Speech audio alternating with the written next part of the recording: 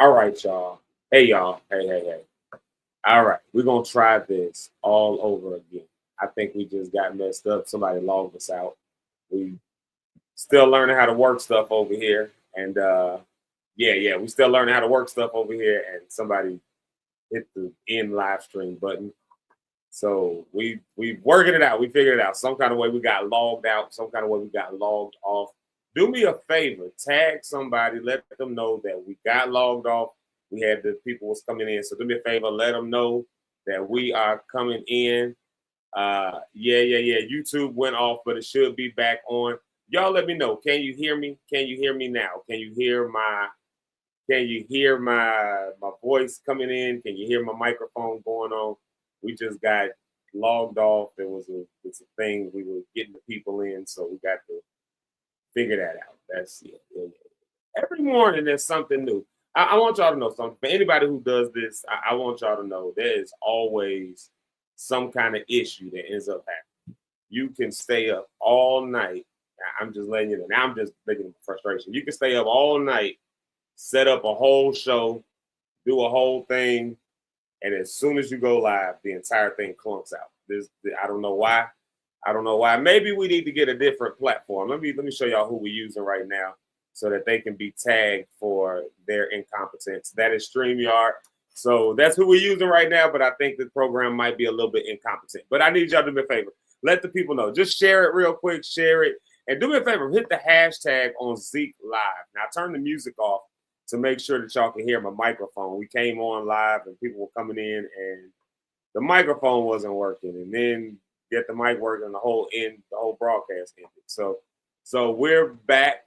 We're back. Just gotta let my co-hosts know. Y'all be careful what y'all pressing on the screen because in the whole thing. So what's up, y'all? What's up, everybody? Hope everybody's doing all right. I hope everybody's back. Oh, cool. They said I'm good. There we go. They said I'm good. They said look in the eCam, see if it's more economical. Thanks, Abronia. I'm gonna look into that one. I'm gonna look into eCam. I'm going to look into who else. I got StreamYard up there right now because I want them to be tagged for their incompetence. I want them to be tagged for their incompetence. But y'all go ahead, do me a favor. Go ahead, do me a favor and let the people know that we are back. Hey, y'all, we got a show for you today. We got a good show for you today. Now, if y'all can hear me, I'm gonna go ahead and play some music. It's a little quiet back over here. There we go. Let's get the music back going. Yeah, there we go. Let's get the music back going. I don't know what I did different today, but I was able to see Instagram comments, and then now that went away after we ended. So I got to figure that back out. I was going to interact with my Instagram people today. Man, but anyways, we got a good show. I was saying before, when y'all didn't hear me, I was having a whole speech telling y'all good morning and praise the Lord and all that stuff. And y'all couldn't hear a word I was saying. Y'all just heard music.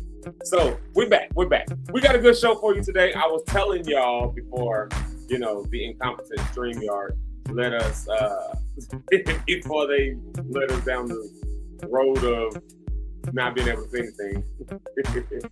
I was saying that I have a full day today. You got these, we still got jobs. We still work these jobs and we still do stuff in the community. We're still out here.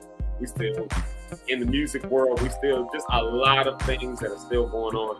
And today is one of those days. So I'm so grateful to my co-hosts that they're here. I'm so grateful that they know how to get on here and do this stuff. So we're going to have a good show. We're just going to have some conversation. We may have somebody come on, but we're just going to have conversation. And really what I want to do today is I want to take some time to just honor the listeners, those faithful listeners that we have, those people who tune in every single day. Some of y'all have got on here every single day since we've started. Now, I think that when I just did that, I lost all my assets again after we went. Yeah, we're figuring out this whole StreamYard thing. And that's why we want to honor y'all. We want to honor y'all because y'all are watching us as we're figuring it out. You're literally watching us build the plane as we fly it, build the ship as we sail it. None of this sounds safe. Build the car as we drive it. I don't know. Y'all watching us as we do all of that. And so you're seeing a lot of our mishaps and everything else like that. But I tell you what, when we get to 3-4 weeks from now, we should see a lot of that stuff kind of see. We should be able to see this run a little bit more smoothly. So thank y'all for. I know it logged us out, but y'all came back. Look at y'all coming back, and I appreciate that. I really, really do appreciate that. Cool. Let's see here. I'm gonna bring E to the stage with me real quick. Let's see here. Can y'all do me a favor? Y'all know how we do it. We gotta play the music for Eric because he always looking fly when he comes on, so we gotta play the right music for him. We gotta give him the right music. Let's give Eric the right music. I'm so fly, I'm so fly, I'm so fly, I'm so fly, I'm so fly, I'm so fly. Right out. I'm so fly, I'm so fly, I'm so fly. Oh, what's going on? I had to. You taking communion? I'm so fly, I'm so fly, I'm so fly, I'm so fly. Candy in the morning. I don't know. Ain't nothing wrong with candy in the morning. They look like from that angle, it looks like one of those communion cups, the ones that they got the. It's already it's pre-filled, and you got to take the. It's these. Oh, dang, can't see it. But it's this thing called. There it is. Oh, Haichu? Yeah. Ain't that Never like a had Japanese them. candy? Never had Oh. them. That was. Have you ever had them? Yeah, they're like the fruit ones, right? Isn't it like a Japanese candy or something like that?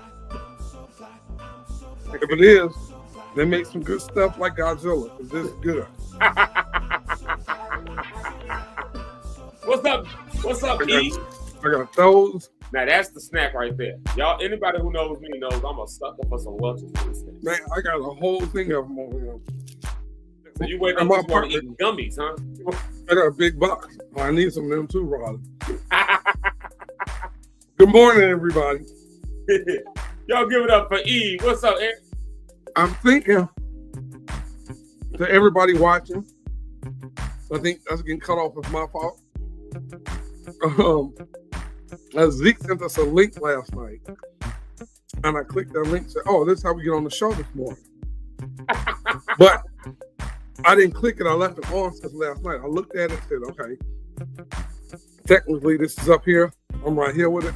Yeah. I was going out of it, logged into like normal, and apparently it knocked that one off. Well, that's what we tell Oh, you. my bad. We learning all these different lessons as we go. You know, we figuring it out as we go. So we just learned another lesson. We've been learning literally a lesson with how to live stream. Like we've been learning a lesson like every day. At least I. The lesson is don't do that again. I'm learning the hard way every single time. Like it's always I don't know if people realize this. That job is embarrassing when you like going live and then like something just don't work and you be like, what is it like that? And then you still got to smile and be like, oh no, guys, we people judgmental, man. and all of them can say, oh no, but yeah, somebody did. Somebody definitely said, man. Somebody definitely said they need to get it together over there. Exactly. Why they do that? I don't even know why they will be on live. Oh, bootleg broadcast or whatever. I don't like to know it. Somebody told the truth how they felt when that happened. Yeah, go ahead. Tell the truth, shame the devil. Y'all know y'all did. Like they did. I do it. If I'm watching somebody, I either call it phone raggedy, internet cheap, computer bad, the screen messed up, and then they come back on like, oh, then I'm in the comments, man, bless you. This is a blessing to me. Right, exactly. Man, we fake. People can be so fake. People really do be fake though, don't they?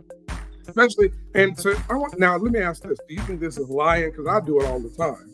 So, Lord, forgive me for being a liar, I guess, if that's the case. But when I'm out and about, especially, I know you've had it happen, and people come up and talk to you. Like, hey, man, how you been? Like, man, how's the feeling going? Man, you good? Everything good with you? Are we lying to them people because we don't remember them? I do it all the time. You know me. You know I'm always doing that. Like, I always do it because the thing is, as you know how you do it, like me, we travel all the time. I'm in different cities all the time. I got a lot of flying coming up. I had to get that real ID. Oh yeah. I wouldn't got on. My flights in April would have been good, but May I've been done. I would have been done because it started in May. Yeah. But yeah, I thought about that the other day. I said we all do that. Somebody come up and say, "Hey man, how you been?" And you remember me? Like, man, hey, how you been? And you don't have no clue who they are. Never heard of them. Yeah, exactly. So are we lying? It always be something random. It'd be like, this is what I found out, that when you meet somebody one time, like depending on who you are and your relationship to meeting them, like they remember you because you had that level of impact on them. Like, you know, like, but you come across so many other people, and I don't mean this by any rudeness to anybody. I hope nobody takes this offensively. If you've ever been in a situation where you felt like somebody was giving you the Hollywood treatment, I guess we're just showing you how the sausage is made. But it's like, you know, at the end of the day, like I remember the first time I met Fred Hammond. I remember the first time I met Dietrich Haddon. I remember the first time I met, you know, I remember the first time I met these cats. Like, first time I met Fred may have been in Milwaukee, but the first time but the first time I met him, technically, I know that story. We have to tell that story later on. But the first time I technically met him was at New Faith in Matson, the BRL award show. The Generations Awards, and I remember standing there at the door because we were helping, you know, we were doing the whole thing, we was helping. And I remember Fred walked by. That was the first time I looked at him like, dang, he's tall. But I remember when he walked by, I was like, you know, he said, you know, he did one of them Fred things, like, you know, like one of them kind of things, like one of them, you know. And I was like, oh man, Fred, good to meet you. That whole kind of thing. Fred don't remember that. Now I remember that vividly. That had an impact on me. Fred, on the other hand, he would never remember that. He might barely remember the event itself. Like, you know what I mean? With 1,000 views, it's only one of me. Like, your mic was going in and out. You good now? Really? What is happening with the microphone today? Is it there still? It was real low. Really? And it got loud. Mm-hmm. What in the world? I hope I don't have a short in my cord. There might be a short in my cord. Oh no. That might be why they couldn't hear me. Like all of a sudden said that I was connected. Can you hear me now though? Oh no, you good. Okay. Well, I keep giving these long speeches and the thing keeps going out. Maybe the Lord is telling me to shut up. I don't know. But it is like that. Because I do it all the time, man, because you meet so many people. And especially in this business, right? Mm-hmm. You meet people, and sometimes meeting us, and not you because you're an actual artist, but meeting the people around the artist can either reflect good on the artist or bad. Mm-hmm. And make people, like, I'm gonna give you an example. Something just happened to a friend of mine. I sent some people to work in Miami this past week at the Miami Fest, right? Uh-huh. So it's them, it's Tony Braxton, it's SWV, it's Busta Rhymes, and all these people, Drew Hill and New Edition, all these different people, Ty Tribbett. It's a big festival in Miami. And one of the artists, I'm not gonna say any names, one Ty Tribbett, I'll say that. And it was about 20, 30 artists. It was, you know, the Miami Festival. And this particular artist went in their trailer and just crapped everywhere. On the floor, the sink, smeared it on the wall in the trailer, and just left it for no reason. And my team called me, the people, and they were so bad. And I'm like, they said, I wouldn't have cleaned it up. One of them cleaned it up. She gagged the whole while she cleaned it up. But now they have such a sour view on people, on him, which they should, but because that was just nasty. Ew. You go and just crap on the sink, in the tub, in the sink, on the ground, on the table. You rub it on the walls in the trailer, and then you perform and you leave.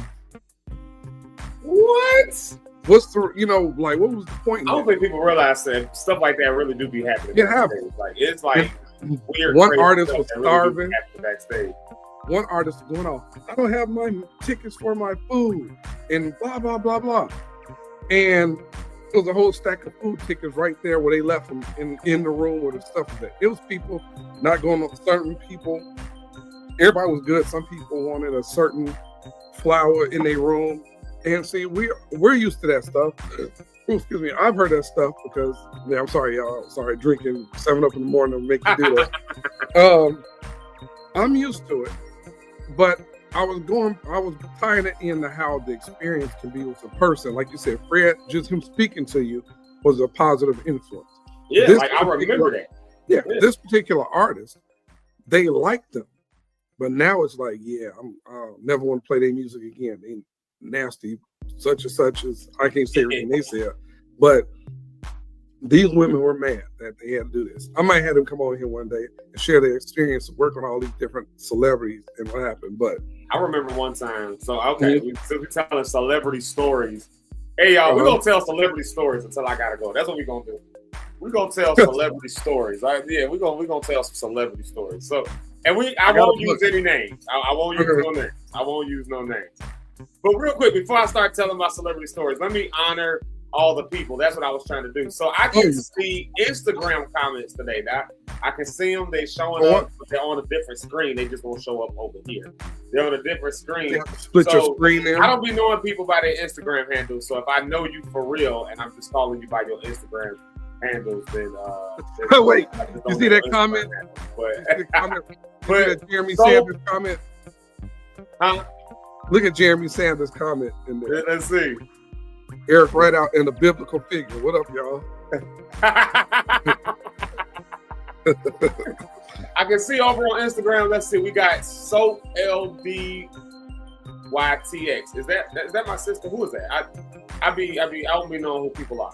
So I'll be knowing people by their real names on their other names. I don't be knowing. What's the name? And I see DJ Red just joined on Instagram. I can actually see Instagram today. Wow. Yeah, you see Jamaica Lachey. This is the first time we've seen Instagram the entire time we've been doing this podcast. And I only can see Facebook from my phone, but I don't see it in the comments. But I see Instagram doesn't show up. Oh, I see what you're saying. No, I see the Facebook comments. But I personally have to use my phone to comment back. You can usually see it, right? Now we can't see it. Ain't that crazy? Yeah, I can see. I can see their comments. Normally, I can type back on Facebook in the comments back, but now I have to get on the phone to do that. But YouTube, I can respond back to people. It's backwards today. That's crazy. Yeah, see, it's crazy. It's always something different. But go ahead with your never know celebrity what we're going to get today. And then I see DJ Red on here. He said that he is driving, so we pray safe travels for him. Y'all know he being on big trucks, and so. Being early in the morning doing that, people be out here driving crazy. So DJ Red, man, we love you. Shout out to you. Yeah, so if y'all see me looking up, it's because I'm tracking to see if I can see Instagram comments popping up. Jamaica said, Rich Holmes is over on the IG side shouting out to people. What's up, B Rich? That's Rich Holmes. Y'all here be with us in the morning. Let me say hello to some people on Facebook real quick. Abronia was on here. She was she had to jump on the Facebook. YouTube got chopped off, but she's back on YouTube now. We see her now over on YouTube. She is one of our most loyal and faithful listeners, man. Abronia, man, we love you. You've been on here. Your auntie said, Zeke, your aunt Regina Catherine said, good morning. Can you see me in the comments? Yeah, I see. I'm working my way down. I'm working my way down. Let's see. Here's my bro, Will Chapman. He's watching us over on YouTube. Shout out to Willie. What's up, Willie C? Let's see here. That's my brother from another mother. God Bradford Jr., what's cracking? Watching us over on Facebook. Sister Mary Griffin from APC Morgan Park. What's up, Sister Mary? Good to see you this morning. She said those high chews are good. Or she was even talking about the high chews or the fruit snacks. Yeah. Boom. Rich said the intro was a vibe. Yeah, the original introduction that we had, that was supposed to be, it was a vibe. And then Jamaica Lachey, who was with us, she's been with us every day, and she was one of our first guests. Obviously, she was our first guest this week, so she is on here with us over on YouTube. And Eric, she said to tell you that it could be because she was chewing if you couldn't hear me. She said you couldn't hear me because she was chewing. That's. Do you see Jamaica's comment? Do you all remember the honey at our first gig? Oh, yeah, I'm about to tell that story. That's actually the story I'm about to tell. Yeah, we're going to bring that up. That's literally the story I was about to tell. Let's see here. Tiara, what's up, girl? She wants to know, was that artist drinking? He wasn't drinking. He literally came in, took a few craps, and wouldn't perform. That's crazy. Have you ever seen the movie Dumb and Dumber 2, Dumb and Dumber when they were teenagers, and he had all that chocolate. He was wiping all the chocolate off. And so that was one of the funniest movies. Saget, rest in peace, Bob Saget. He when he went in the bathroom and all that chocolate was all over the bathroom, he was like, "There's everywhere, there's everywhere, it's everywhere." I swear, me and my wife, we be saying that all the time. Like whenever we see something there, we be like, "There's everywhere." So that happened in real life with. That was one of my favorite movies ever, bro. That job. And then my Aunt Regina is on here on Facebook. What's up, Auntie Regina? That's my Auntie Regina, y'all. I love me some Auntie Regina. That's my cool auntie. That's one of my cool aunties. Like, she cool. She keep me laced up, too. I got to call her because I need some product. So, yeah. So, shout out to my Auntie Regina. And then, let's see here. Jeremy D. Sanders. I'm sorry. Pastor Jeremy Sanders. Pastor and artist all the way down in Houston, Texas. Who will be a guest. Eric Rideout and a biblical figure. So, I look like a biblical Black Panther. That's what I look like. A biblical Black Panther. That's me today. Let's see here. Who else we got? Shout out to HSH Management. Y'all know who they are.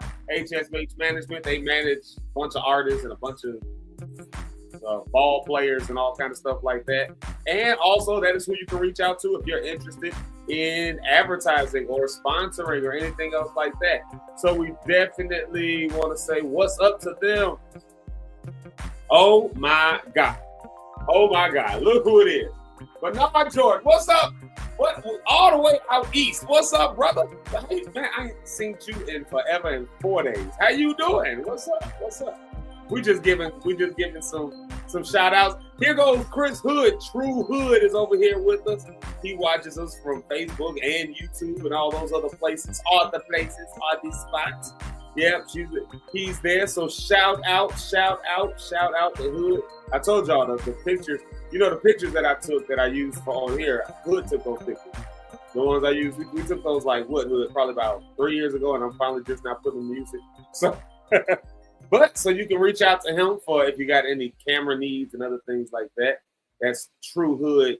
Was it True Hood Photography, True Hood Entertainment? Just look up True Hood. You'd be good. That's him right there. He's on the screen. And then let's see here.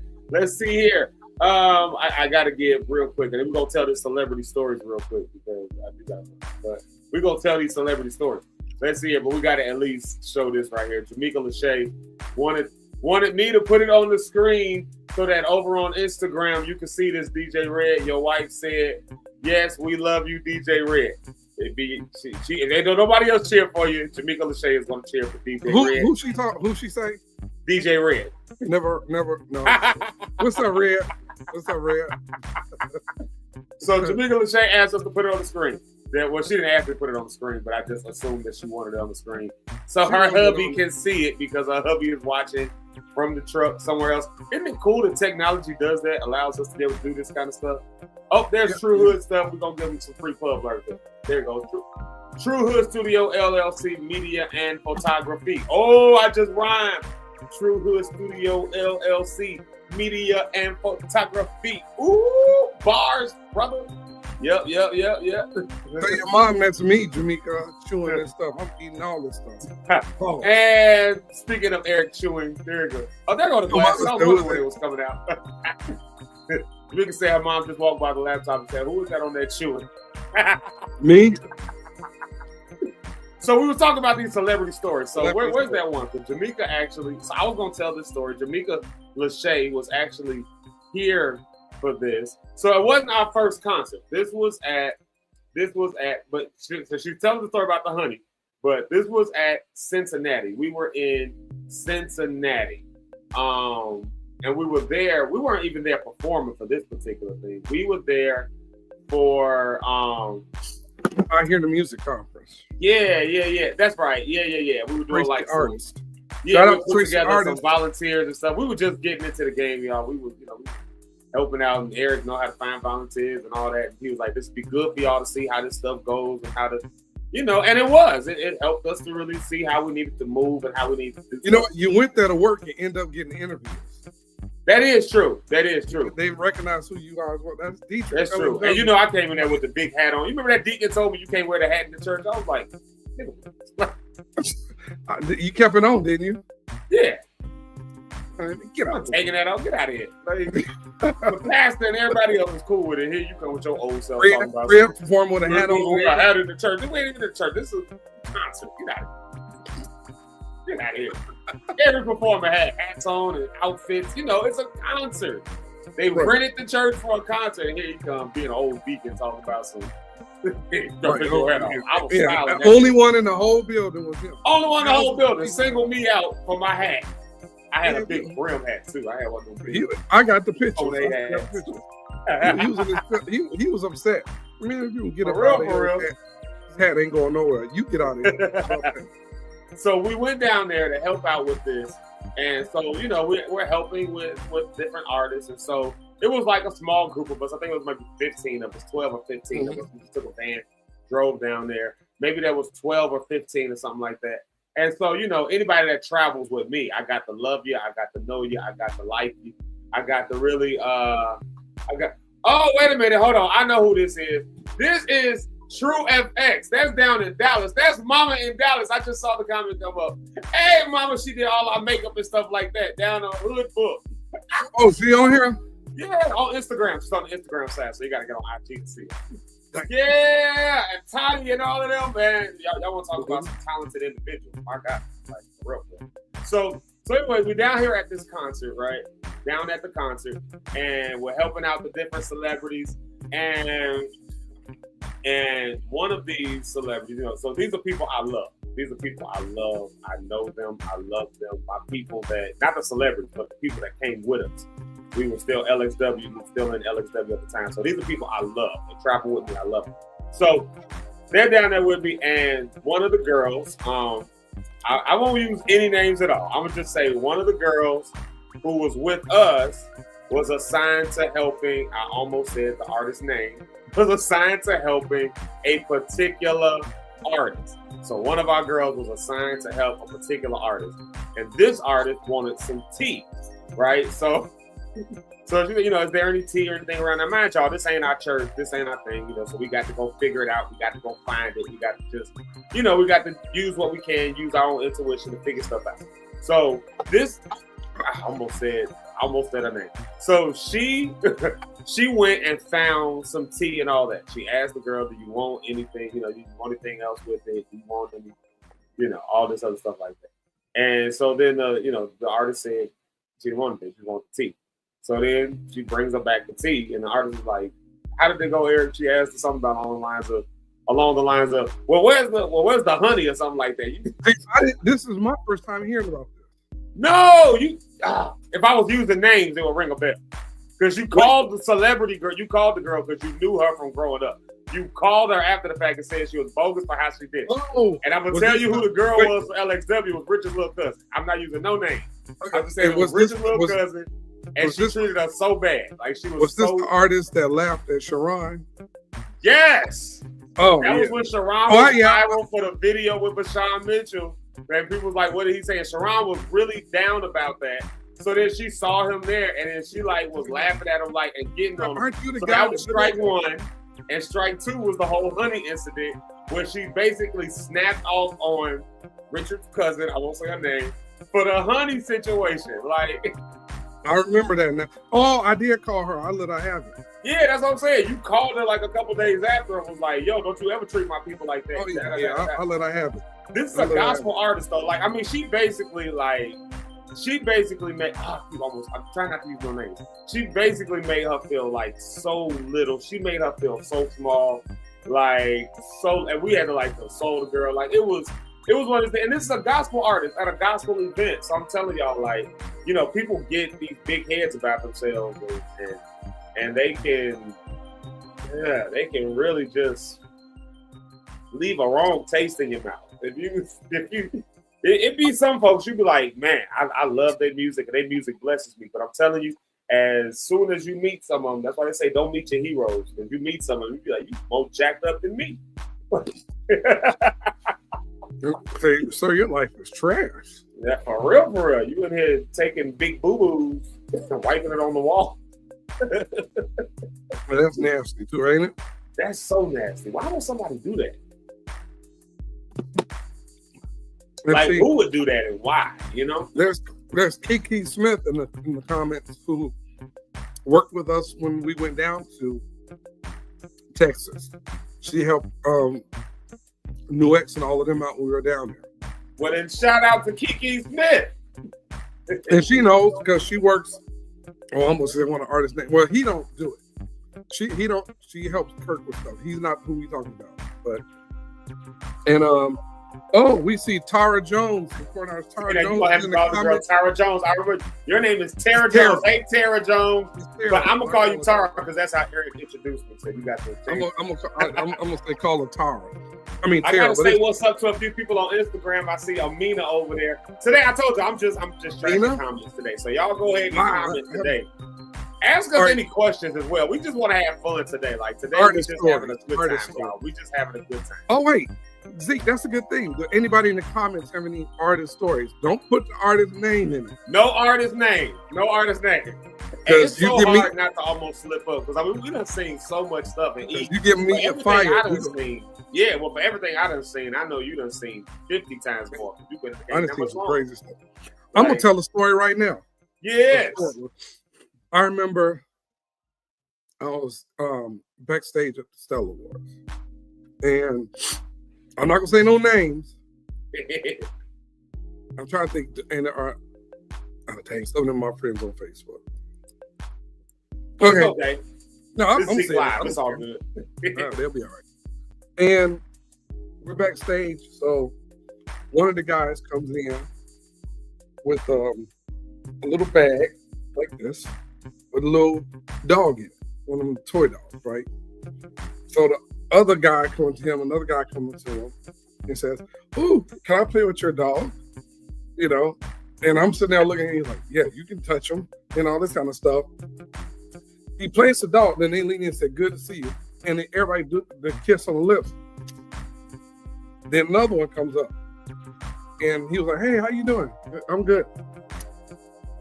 And I'm sitting here looking at these men kiss on each other, right?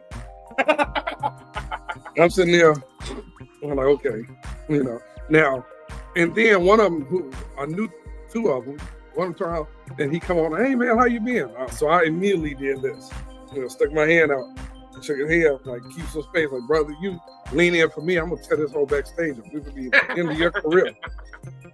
And the thing was, here's another one. I was with it's a famous quartet group. I ain't gonna say no names.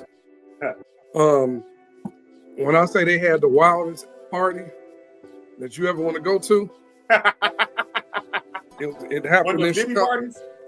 Oh man, it was a Diddy party. except, yeah, it was a Diddy party without without a bunch. Put it like this: one of my friends was the bass player for this group. He said, "Hey man, we're having a get together downtown Chicago. Come after the gospel fest. Come down." So I go down there to the hotel, knock on the door. They open up the door. First thing hit me was the cloud of smoke. Hit me on the door open, right? I look in the room. Now, mind you, when I say these are established quartet gospel group, if I say the name, people would know. Easily, like, "Oh, them." I've never seen more weed, young chicks, and drinks in my life. Oh, that's just a normal party then. Yeah, it was, but no, it was. You know, in gospel world, that's a. It was some other stuff happening. God. Oh yeah, it was some other stuff. That's a other Diddy party. Oh! I didn't go in. I just backed out. I'm like, nope, this is not for me. Just like me and a buddy of mine went to collect his check from this gospel artist's house. And we get to the house. It was around Gospel Fest weekend. This grown man had a sleepover. Had a what? A sleepover. You got other men around their pajamas in there. Well-known people. Some are no longer with us. Rest in peace. But well-known artists. And 2 or 3 little young boys run around there in fitted shorts and tank top. Uh-oh. I'm like, Don't we break didn't go in the internet house. on them, E. Don't break the internet on them. I know. we stood in the door and collected our check. He collected his check from the doorway, like just hand the slide of the door, one going in there. Man, I done Oh, seen my so much Lord. crazy stuff. I'm not. Mama over down in Dallas, she said, she's on the Instagram side. She said, I'm not saying anything because y'all know how it is in the hair and makeup. We get all the tea. Oh, you know how it is. Heck yeah. Heck yeah. Like, they get It all was the crazy. They hear And all the stuff. It's true. I hear it all. I done seen some of everything. And it's like, I done seen some stuff. I open the door, like, oh, wait, that's definitely not where I need to go. Lot, or backstage and you see something on the tour bus. Now, Bro, I'll be honest, I've never Speaking had. of opening doors, remember on the Tom Joyner cruise when they gave me Fred's room? Oh yeah, you came in there. I think I just came in there like, I looked around, I was like, this cannot be my room. matter of fact, when you came in, me and Tammy was in there with Fred, wasn't it? Yeah, well, no, it was You just you came and Fred was there. I think it was you and Fred, or maybe Tammy was, because I think Tammy was like downstairs. Tammy and Trey was downstairs trying to make sure. Yeah, me and Fred was talking when you walked in, and you Yeah, like, Fred, you and Fred was like talking. Fred was like sitting on the bed, like changing his shoes or something like that. Mhm. Like, and you was like doing something. I walked in. First thing I looked around and I go, this cannot be my room. This room is way too nice. Fred was like, And this then Fred definitely started not. like, whoa. I'm like, what are you doing in my room? He was like, this definitely is not your room. But he was so cool about it, though. It was just hilarious. I was like, Matter how of did fact- we get that messed up? Look at this story right here. Bronya left the story over on the YouTube side. I witnessed the artist in Waukegan, who was somewhat large, sat down on a folding chair to test out the piano on stage and then demolished totally the chair? demolished the chair. Oh, I done seen people fall off the stage a bunch of times, tripped up. I remember one guy, I can say no names. No, I ain't gonna tell that story. We ain't saying no names. These are anonymous stories. Oh today. no, he'll know I'm talking about him, and he'll come see me. I can't handle him. He boxes, so I ain't gonna mess with him. No, I'm gonna tell the story because somebody else told it. So backstage, he felt like he said, "Hey man," now they were about to introduce the group, and he said, I ain't gonna say it. Let me tell them, I ain't gonna do that. But man, I've seen some crazy stuff. I see what John Johnson said. He said, "Oh, matter of fact, John know because he used to be with me not with me like that." Oh, let's clear that up. No didn't. But John has been at some of these events and seen some of the crazy stuff too. Yeah, he has Freedom Lighting. We get some shout out to Freedom Lighting. Yeah, If you got lighting needs and you're here in the Chicagoland area, Freedom Lighting is like one of those companies that you want to call. So you get concert and stuff. But he says this is why he got into doing stage lighting. He said he got out of the game. Yeah. Oh yeah, because see, John was part of BRL Kiera Share, and just for clarity, Kiera wasn't part of the mess we're talking about. But the choir used to go to different places and perform in different huge events with other artists, just like LXW would. And being backstage or around, you see some crazy stuff. And man, I didn't see so much. I mean, dude, if I wrote a book, it'd be a mess. But the thing is, I would never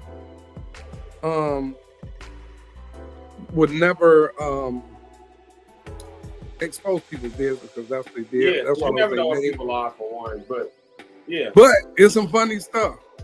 Honestly, But some of that stuff has had impact on people. Like, so I look at this comment that John says, maybe there's knowing John, there's some, I know there's a lot of seriousness in that, and I know there's a little bit of jest in that, but it comes from a real place too. And John, you can correct me if I'm wrong about that at all. But, here's somebody who I think is a very, I think this is somebody who's a very talented individual, good voice, good approach to music, all of that. And he's like, yo, I'm getting into lighting because the music game is too much. Like, I done seen too much. Like, this stuff it destroys people, This stuff has killed dreams, it's Let's see, sad. here goes another story right here. Our girl, Brony Cat. I remember getting in trouble at the Stella Awards by a famous female gospel group only because I told them that my pastor didn't know I was there. We be holding stuff over people, don't we? We be holding stuff over people's heads. Man, listen, I'm telling you what. some of these stories that we done seen, like some of the stories we done seen are stuff that was also times of great vulnerability for artists. Like, you know what I mean? Like times of great vulnerability where you had to see, and I talk a lot about Fred because obviously I've done a lot of time with Fred. We talk a lot about Fred because obviously we both been massively impacted by him and his ministry and his thing, you know, so we get a chance to travel with him, you know, and I don't travel with him as much as I used to, but I got a chance to see like good, like just straight up vulnerability, like being on the road and seeing, you know, when investors back out of stuff and you got to dig into your own pocket to keep the show going. You know what I'm saying? Or you walk into an arena and you think, like, I remember this back in 2022. We got to Philadelphia and that Philly show on tour was crazy because Fred thought when nobody gonna show up, all the gospel radio had dried up in Philadelphia, and he thought nobody was gonna show up, and they had to like, I think Israel ended up not doing that show because it was like, all right, we ain't gonna be able to. We don't know if this one gonna make what it needs to make and all of that. And then Fred called me, and I was sick as a dog. He hit me up like, Zeke, you got about 10 or 15 more minutes of a set you can do. I was like, absolutely not. I mean, I did, and we made it work, but I mean, it was thrown together. But we got there, and you know, sometimes these cool things happen where like Philadelphia ended up being one of the biggest shows of that tour with no promotions at all. But I mean, to watch the vulnerability of being like, no, I'm not going to cancel the show. If I got 100 people that still show up, we'll just take the hit and give them a great show. I mean, like, I've seen that kind of vulnerability in action. That's what even, you know, helps me to get up in the morning to be like, yo, I'm tired as a dog, but I'm going to get up. I got to get to work, but I'm going to get up. Like, you know, that's what helps me to even. It's rough, man. I've been on the road with somebody and the promoter shorted our money and we cat sleeping in the bathtub, rolled up in the shower curtains for blankets. But people have this false. Oh Lord, okay. I can tell my own stories. You're absolutely right, John. Thank you, because you was there for this, so you got a chance to see this one. Let me say real quick, what's up to my brother Cornelius Bellamy? Me and Neil was roommates. You see this person right here, Cornelius Bellamy. We were roommates in college for 4 years. So 3 years, 4 years, something like that. Neil was always at my house. That's my brother from another mother. So gotta say what's up to him. He has called me Moroccan Zeke. He always got something to say. Like, he called me Osama last time. All right, okay, let me see. So this is what happened. This happened.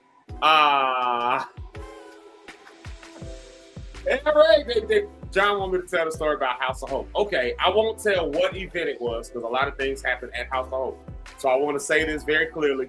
House of Hope, if you're not from the Chicago area, House of Hope is like the largest Black church in Chicago. Salem Baptist Church is in there, and they host a lot of events there because they are also like a venue for concerts, major events that, you know, any major gospel event. You know how big the event is based on where it plays. If it's playing at House of Hope, that means you're a really big artist. It's a big event. So I've had the privilege. I'm not that I'm a big artist. I've just had the privilege of being on House of Hope stage a number of times. And so I want to make sure this is clear. This was not the House of Hope people.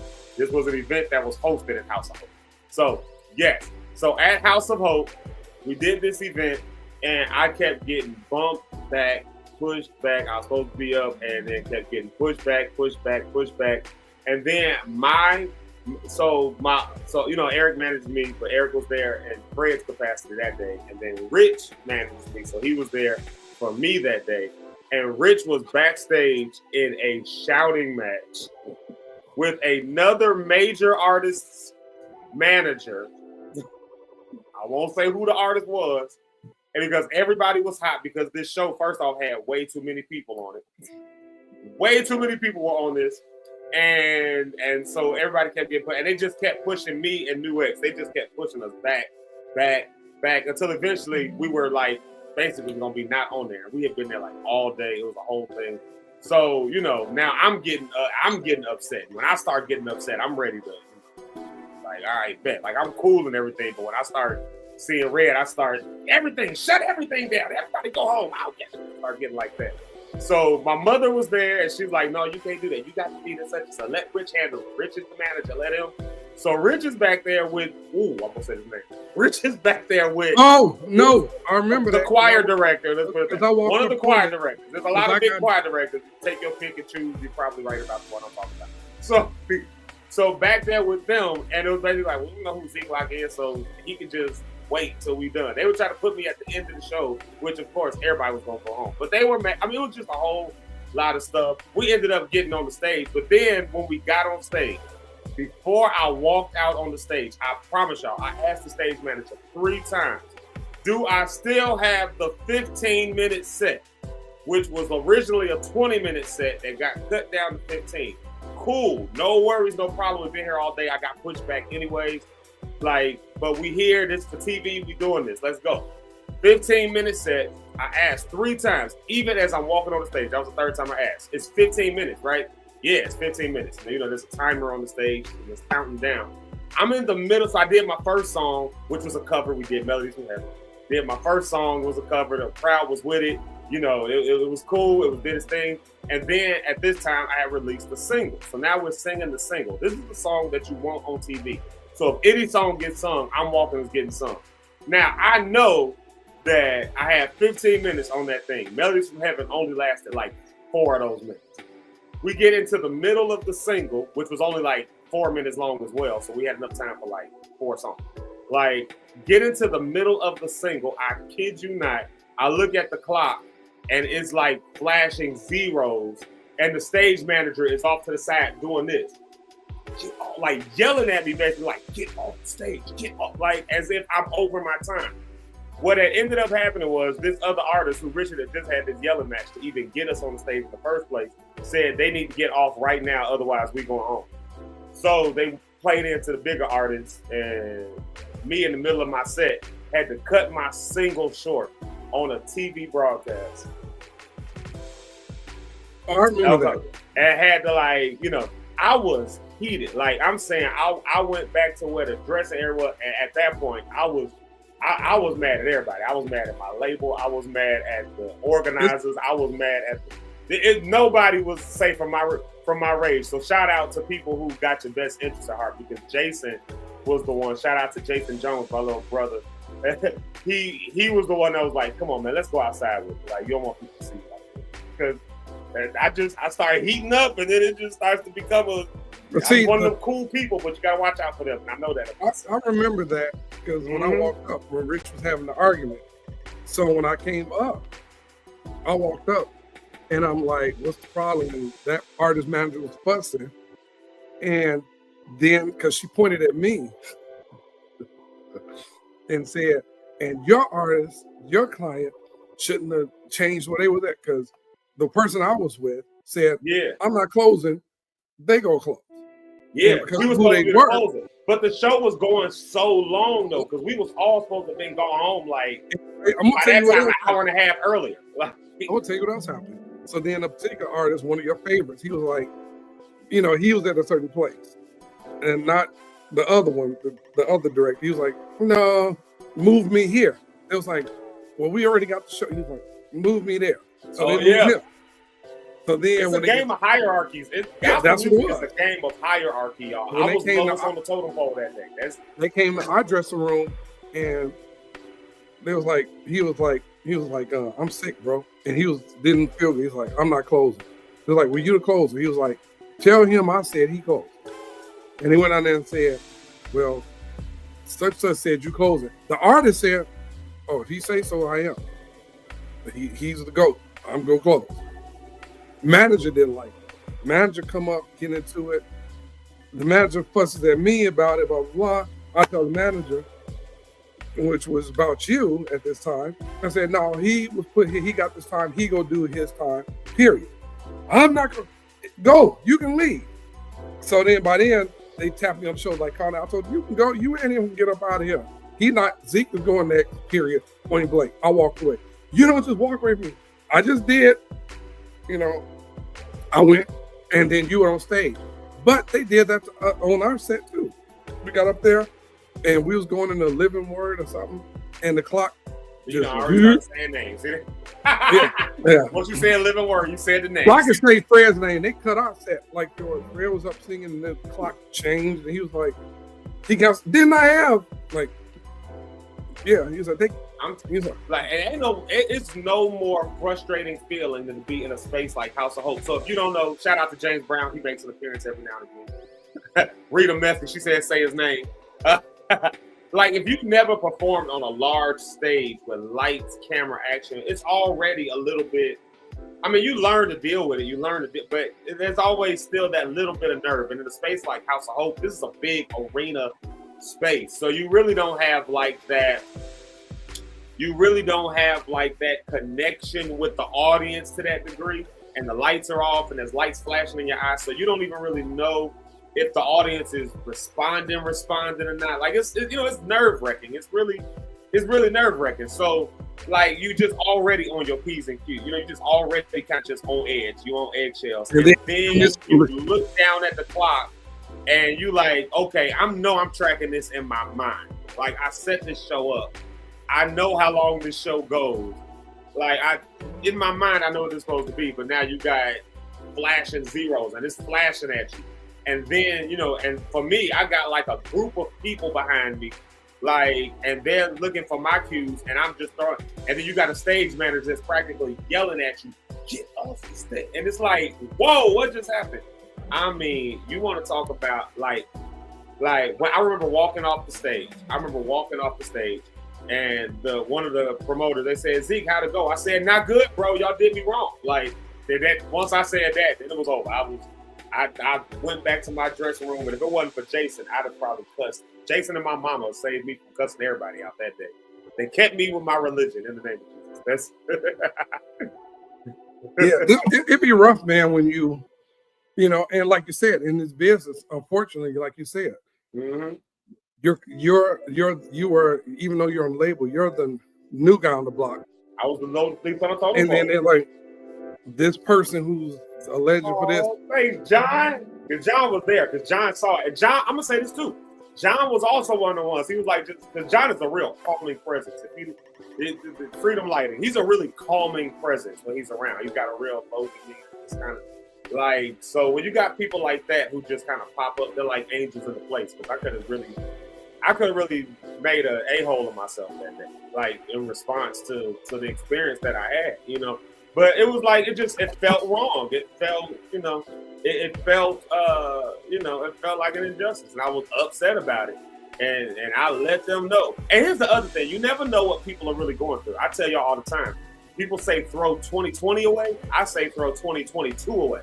2022 for me was the year when depression was like crazy. That was the year I was gonna end it all. Like y'all heard me tell this story. That was that year, and there was a few things like I guess maybe I was never bound to do it anyways. I guess because there was a few things that year that just held me on. Like we did Stellar event. We did Stellars that year. We did that show. We did like Gospel Superfest. So there were a few things that I was just like, if I could just make it to these events. And I called a group of people. Like you see Rita on here. She's one of those ones. Like I called a few people and I was like, y'all, this is where my head is right now. I'm not in the right headspace. Something ain't right here. Like, and you know what I'm saying? And then we get to an event like that and I'm already on the edge. And then something like that happens. And it was just like, I was done with it all after that. I was done with it all. Like that almost ended my music career, that event, because I wasn't in the right headspace anyway. It's frustrating when people do that, and it's even more frustrating. Oh, Rita's post come out. Yeah, they were complimenting, y'all kill. So I cannot blame the whole group. No, I can't blame the leader, but his manager was his representation. Yeah, but and I get it too, because as the artist, I get it from that standpoint. For that event, it was like, no, we all got pushed back. So they were also upset that they got pushed back. And it's like, no, I'm ready to go home. And I got a whole group of people here with me that's ready to go home. And they did that a lot. So I get it. Everybody was. And y'all did 3 sets, technically. I get what they did, because my background singer sang for 2 other people. Yeah. And you did too. No, yeah, you did. No, not me. I was just. You did. You only did the one with them 2, yours and the other guy. because he had you come out with his. Remember? Oh, I did come out and do like a little cameo thing with him. Yeah, he had you come out with. He was cool too. I thank God for mentors. I'm trying to. Well, I can say this one. Well, Dietrich was there for that event, and so because he was also frustrated because the sound check didn't work out well and all that stuff. But so when I came back out, he just gave me a hug and was like, "It's all good." Like it was like one of them kind of things. Like you know what I'm saying. And he didn't even see the set. He could probably just tell that someone right. Like so, you know what I'm saying. Like he just kind of. So I had calming people around me, but the reality was, man, I was not in a good headspace that year at all, man. And that event it was like, that almost destroyed me. But yeah, we made it. Rhonda on the Rocks is with us today. Rhonda, I owe you a call back. I just saw in the middle of the night that you texted me. My day got away from me. But she was with us yesterday. If you have not seen that live cast from yesterday, we had a good time with Rhonda on the Rocks. She was great. We're definitely going to have her back more than one time. We're going to have her back. Yeah, she was great. And Zeke, you see that comment from Leah in there? And funny thing, look who's live right now, Zeke. We're just talking about Dietrich. Yeah, we're talking about. Shout out to Dietrich Hagen.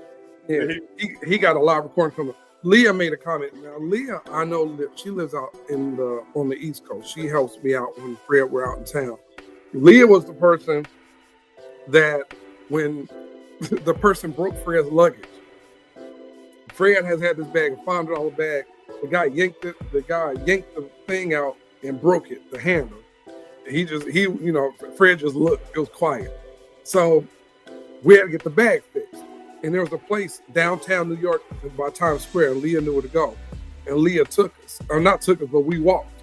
Because GPS said my car was 45 minutes. Walking, it was 5.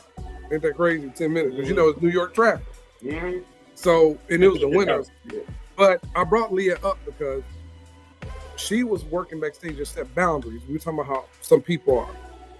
And the group told her, there's the background singer, who, you know how to be tour, Zeke, and we use local groups. Yeah.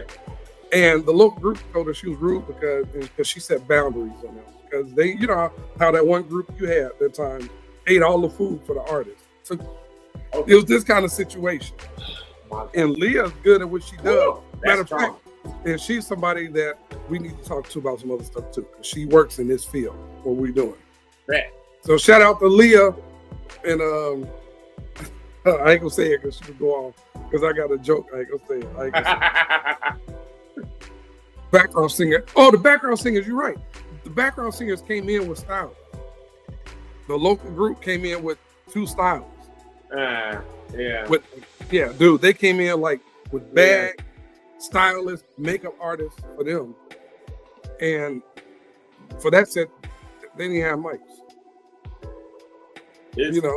Okay, so you brought up the story because these things be happening, y'all.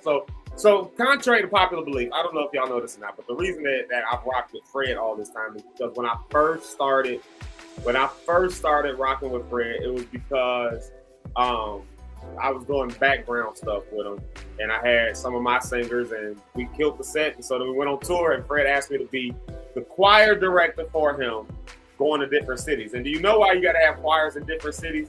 Like, you got to have choirs in different cities because y'all know how expensive it is to travel, like with all these folks. And I don't know if y'all know this or not, but gospel music don't bring in the same kind of numbers that hip hop, R&B, and other genres bring in. Rock and roll and all that, they bring it in billions. Y'all see these big arenas and stuff that gospel tours go in, they not making bank like that. So traveling a 40-voice choir around the country to 40 cities, like nobody makes money on that. So what we do is we get choirs in other cities, like, and give them a chance to come on and sing and all that kind of stuff. And, we set the show ahead of time. So my job was to go and, get the choirs ready before the concert, like, and I would only have like maybe an hour or 2 to get them ready. They had to learn the music ahead of time. I kind of walked them through what we'll do. And then y'all know, if you ever perform with me, it's going to be hyped. Like, we hyping. So that was my job. Like, we're not going to be on stage just going back and forth. We ain't doing this. Hey, blessed in the city. We doing all kind of things. We're blessed. Like, and I'm driving the show. Like, I'm driving the stage. That's my job up there, right? So we get to one city. Eric is really good about this, y'all. Eric knows everybody across the country. I don't know how, but he does. I got another story from that tour as well. So But we were in this. I won't even say where we were, not to hurt nobody. I'll just say it was in the state of New York. I won't say where. I'll just say it was in the state of New York. We get a choir. Now Eric had everybody submit video of themselves and all this kind of stuff because we wanted a certain look and image. And so every choir that we chose had some video, some level of rehearsing. I contacted them when we pulled up into the thing. Hey, we pulled up into that city. Hey, we just pulling up. This is the instructions for how to get in. Making that rapport. So this one choir who made us think that they had like all these young people, and it was going to be 40 young people coming in. When I say they came in with like 20 folks who were all over the age of my grandma. Wearing the robes and everything. It was. Did one of them fall? That was Savannah, Georgia. Somebody fell. Yeah, somebody fell off the stage in Savannah. Savannah. And St. Louis. two cities. Somebody fell. But I do remember that Savannah was the first one, and then somebody fell in St. Louis. It was an old lady that fell in Savannah, and it was the choir director who fell in St. Louis, right on the front, and that was hilarious. Yeah. So we get to this certain city in New York. It wasn't New York City, but it was in the state of New York. We get to this city, and this choir comes in, and they had us thinking they was gonna be all young and energetic. And when I say that was the worst choir, that was the absolute worst. And then to top it all off, like when you on tour, like you rely on catering. Like it's the only food you probably gonna get all day is the craft services that happen.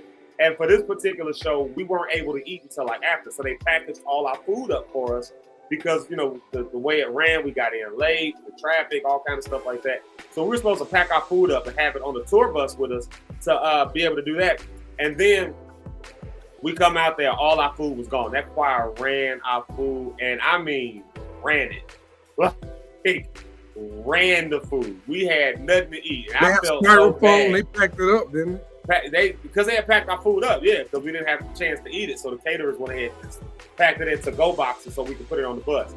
They ran our food. I was so embarrassed because I kind of had the responsibility of the choir, but I was also back and forth in the show. And when I say they ran it, I mean within a minute and a half of them putting the food on the table, that food was gone. Like, ran it. Like before anybody could even get there and say, no, this isn't for y'all. Y'all already had y'all catering. Like this. They were told though. They were told it wasn't their food. They still had it. And they took it and it was gone. And it was only like this is enough food for like 40 people. And there was only like 15 or 20 of them. And yet all the food got ran and gone. Like, man, we was heated. And I think that's what probably sparked off the whole thing that became the big blow up on the bus. Between two people. Like, I think everybody was just angry. That's really what happened, I think. Man. Your mama said old folks was hungry. They was eating. Oh, my mother said that she crazy. But man, the thing is, because when we do tours, yes, Murphy. when we do tours, man, we set rules, and like for the different artists I go out with as road manager, like I road manage Fred and some other people. When I go out and we get these groups, even background singers, I tell them up front, this is what it is. This is where your room is at. The food is this or the food is that. Because as you know on the tour, we can tell people it's catering, but sometimes the promoters don't have catering. You get there thinking you're about to eat, and they said the promoter didn't order any food. Now you got an Uber and all this kind of stuff. And that right there is rough. Now, you get there are good groups. Cities, let's be clear though, we have had good groups. I want people to understand, like Naja. Oh yeah, we had some groups that every time we come to their city, it's like, yo, even if I don't got to use you for nothing, like I just want you to be backstage with me because you just that dope. Like, shout out to them. Like it's some groups that we've come across some really good people. Naja, Scott and Divine Anointing. For every bad group, his group. Every good group, you've had the trash group. Yeah. It's like for every 3 good groups is 1 trash one. You know. And I saw somebody in the comments, Lynn McCree. I don't know if she's still in there, Lynn Marie, but that's Lynn McCree. She's from Dallas. Detroit. Lynn was one of Kiara's singers, and she also runs vocals for Fred too. She dope. So here's one. Tell them how I get with background singers and doing too much and lingering. Oh, in other words, you didn't sing and you trying to hang around in the back, lingering around trying to stand on the side and blend in. If you can't blend in with me, I know who you are. You don't belong back here. Get on up out of here. I went to a festival in Indianapolis, and let me tell you, they weren't playing no games with the opening act. So the opening acts would come on the left side of the stage, right? Walk on. As they walk off the stage, they had 2-3 ladies sitting there. My friend Rita did it. It was hilarious, but I get it. They had 3 ladies standing there. As you walk by, they cut your wristbands off as you went off the stage.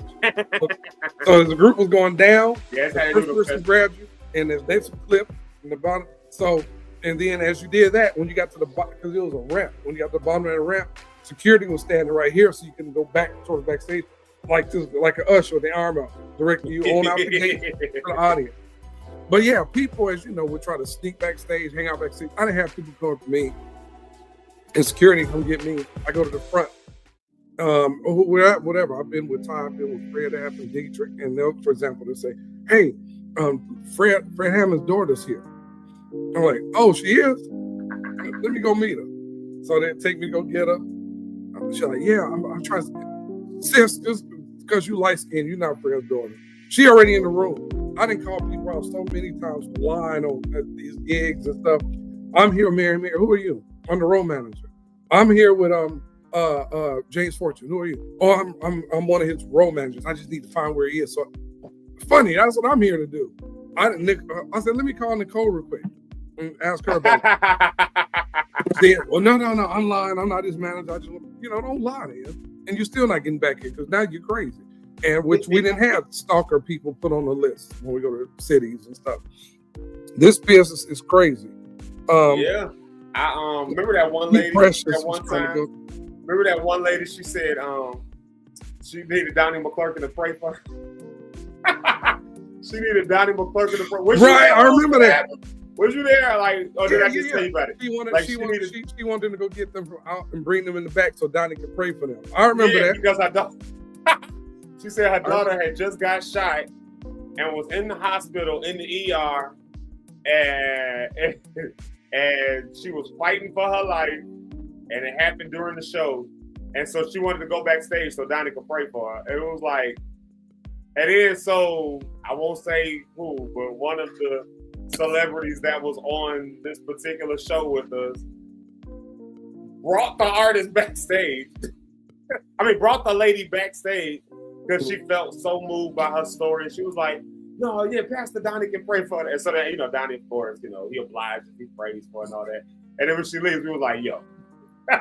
Who we was all like, we was on the bus like, "Yo." So let's hit you the game real quick. Just think about a few things. If her daughter just got shot and is fighting for her life in the ER and it just happened, do you think she was going to sit through a 2-hour concert and then hang around to ask to go backstage to get prayer?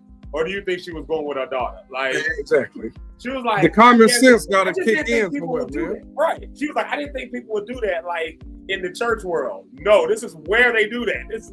The church is where they do it the most. This scene is worse than the secular arena.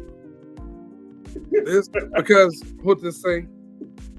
Ron said she feel like Donnie could get a prayer through. So, I gotta say what's up to all the Instagram people that have come on. I gotta say what's up to y'all. I gotta say hey. Leah, you gotta remind me about the DMV guy. I think I remember what you're talking about. But these people, it's oh yeah, we did spend a lot of money on juniors when we was out in New York. Man, but the tour life, man, touring is fun. But all of this started with us sharing some stories, music industry stories. And thank you guys for sharing stories. This is fun. I say, stories are fun. Okay, I'll give you a good story then. I'll tell you a good story. But first, I'll bring Rich Holmes to the stage. But I'm going to tell y'all a good story. I remember when, if I can find the right backdrop. Okay, I'm just going to bring him to the stage and hopefully this works. All right, y'all. If the live stream ends, God bless y'all. I love you. Everybody be careful. All co-hosts, be careful. Don't press the end button. Wait, Rich, or Zeke, before you bring him on, look at Leah's last comment. Somebody legit found me on IG to see if Fred read the book that she gave him. Okay, this reminds me. I got 3 stories before I gotta go because then I gotta get out of here like in like a couple minutes. Like, all right, so let me bring Rich to the stage.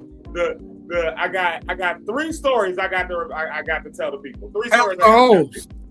What up? All right. So the first story is, there was a good story. Here's a good story.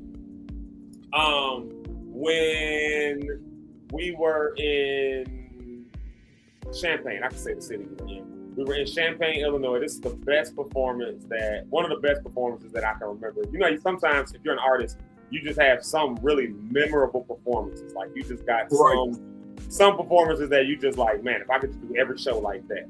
Like, so we I told you, we got a lot of stories with Fred Hammond. I wasn't actually there with Fred on this. Oh, yes, I was. Actually, we did end up singing with him. But, okay, so we sang at this particular show. And when we got done, like, I'm talking about, like, choir killed. Like, my group, we killed. I was so proud of them for this particular show. And when it was done, the audience responded in kind. I'm talking about standing ovation that you could hear from outside the screams. So I remember walking off the stage and coming around, and Fred was walking in. So of course I catch your guts. And Eric, I think you the one that told me that Fred was like, "Yo, who was that for?" Like even Fred was like, "Yo, who was that for?"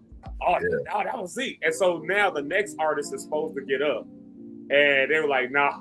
Like, it was like 3 other artists, and none of them were magically ready all of a sudden to get on stage.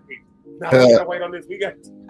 Nobody wanted to follow that up, and and God bless the one who did. I'm not saying no name. I'm just gonna say they had a really, really rough set because the audience sat down. I'm talking about on everybody. The audience did not get back up until Fred came. So the choir my choir was singing behind Fred, and so when they came walking back out, and then they saw me walk out, audience stood up and started cheering.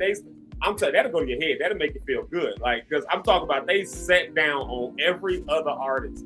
Like, after that standing ovation they gave us. And then, as soon as we walked back out, they were and then, of course, Fred comes out, and that just, goes up from there.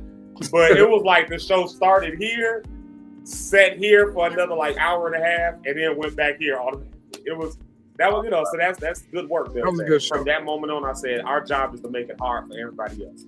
You put me at the top of the show, and we're gonna make it hard for everybody else. That's that's kind of been the energy that I've kept all of that time. Let's see. Okay, I'm gonna tell one good story about you, Eric, and about the way that you're able to like make magic happen. So y'all see this dude, Eric Rideout. He is a magician when it comes to knowing people. We're telling a lot of stories about tour right now. About tour. Okay, tour life. So I remember being in Albany, New York. We get there, and a choir that we were supposed to use, for some reason, thought that they were supposed to be in the Bronx. Like, they thought that they were on the show in the Bronx, which was not even on that day or anything. Again, we vet all of these groups, all of these choirs. We had multiple communication with them. And so now we get to Albany, and I'm literally pulling out my phone to call the choir director, and Eric hits me up. He wasn't there with us. He was back here in Indiana. He calls my phone as I'm pulling my phone out to call the choir director. He's like, "Yo, hit me up ASAP." I'm like, "Okay, cool." So I hit him first. "Hey, man, we don't got a choir for Albany." "What?" I'm like, "That's not we had I'm about to call him." He's like, no, man. This goofy mother thought we were supposed to be in the Bronx. He's like, "But hold on, I might have something for you. Give me 1 second." Like, so I'm like, "Eric, like, I cannot go tell Fred that we don't, like, we just pulled up." Like, "I already know you can't. I know. Just give me a check." So by the time we got to the hotel, we went to the hotel first. By the time I get to the hotel, Eric has me on the phone with somebody. And she's like, "Oh, yeah, I'm over at the Gospel Music Workshop of America conference today. Like, I'll see if some of them want to come." So Eric organized, and by the time it was done, I had 30 voices in Albany, New York in a matter of 10 or 15 minutes.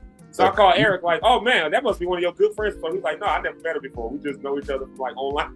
Yeah. I was like, what? How? The Like, connector. how? But the thing is, man, I'm big on, and I know Zeke gotta go. And when Zeke leaves, I'll be out of here too. Aisha Meeks, what's up? Aisha's friend, videographer, one of his videographer people in the bottom.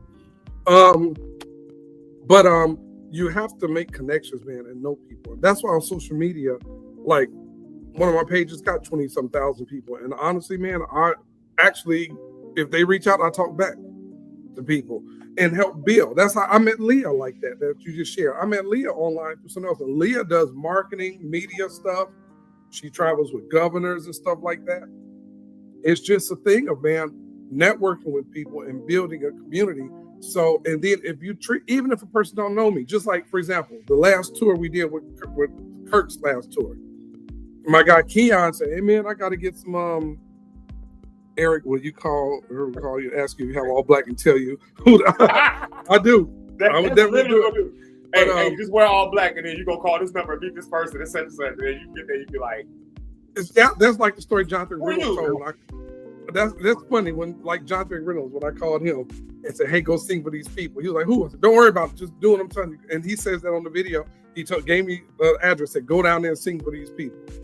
But it's the thing is that if you treat people a certain way, and then we know some people want opportunities in this music business. I feel like God has given us the thing, sharing.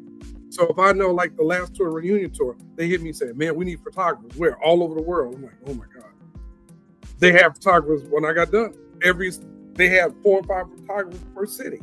It's like, because build your community like we're doing with this show every morning. We're building a community and a network of people. Think about it. There's people right here in the comments. You got a lighting guy. You got a media person. You have personalities here. You have podcasters here. You have singers here. There are people right here in our comments that can interact with each other and be a need met. Like your cousin said the other day, meeting a need. The needs are met right here in the comments. You know. And that's actually, you just made up a good point. That's actually what we want to do with this show. Like, it's not just about going live. We want to do so many things with this, like, you know, and having something like this gives us the opportunity to do it. And one of those things is to foster a sense of community. That is why I am always like plugging folks. Like if I see you and I see that you're a business owner or something like that, you know, I shout it out. Or if I know that you do a certain thing, or Eric knows that you, or Rich knows that you are in the game some kind of way, we shout it out. We let you know, we let people know, hey, reach out to this person, because inside of here, this is how you build economies. This is how you build ecosystems. This is how you build financial wealth. This is how you build opportunities. This is how you build exposure.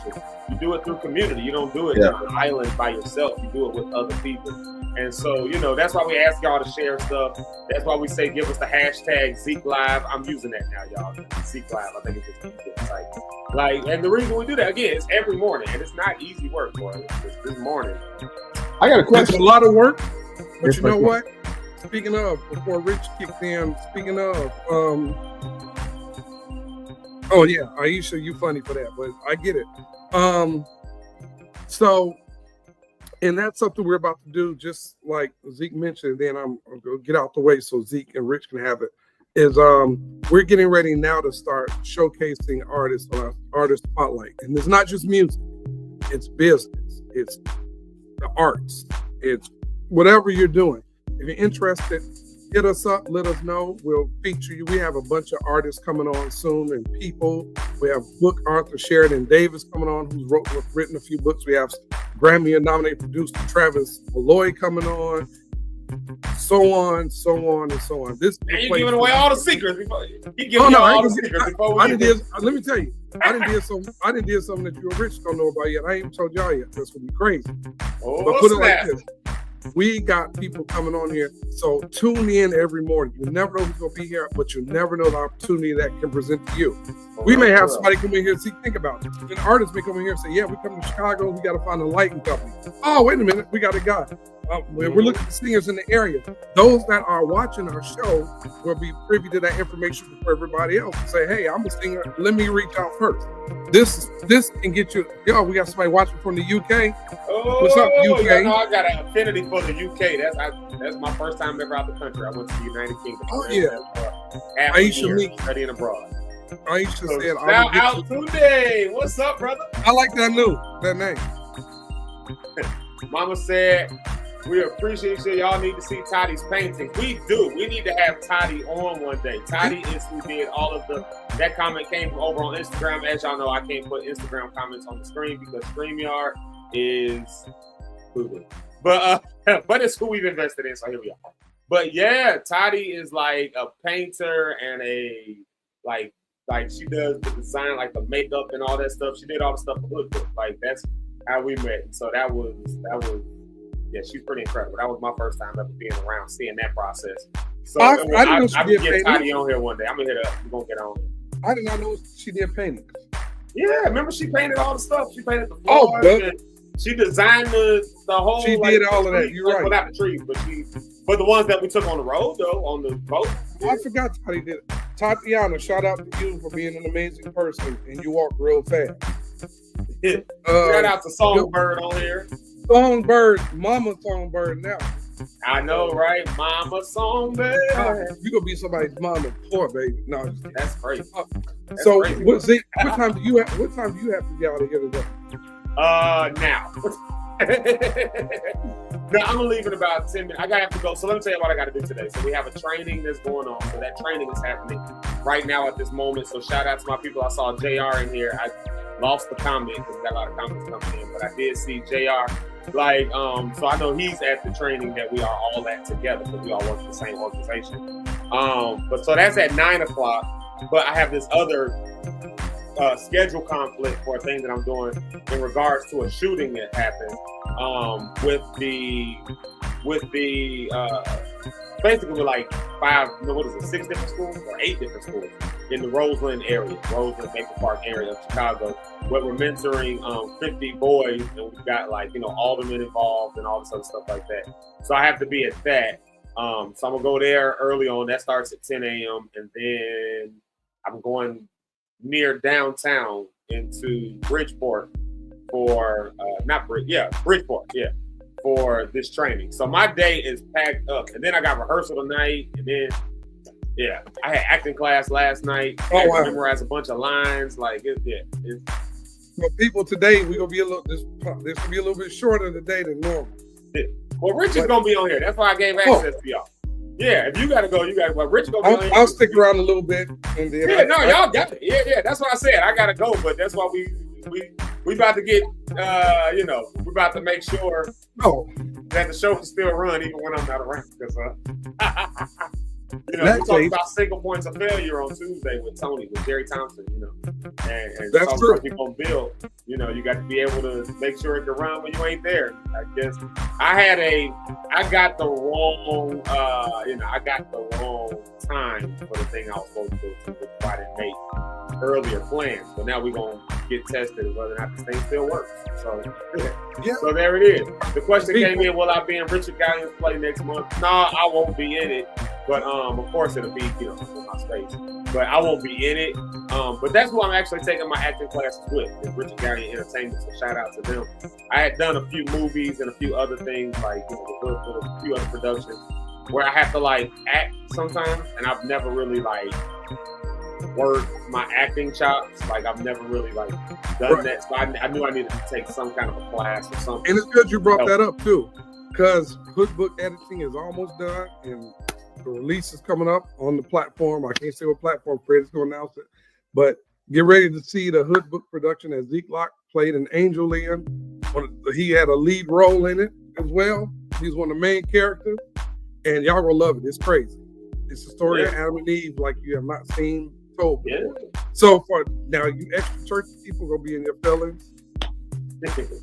It's not for everybody, but man, I think it could be for everybody though.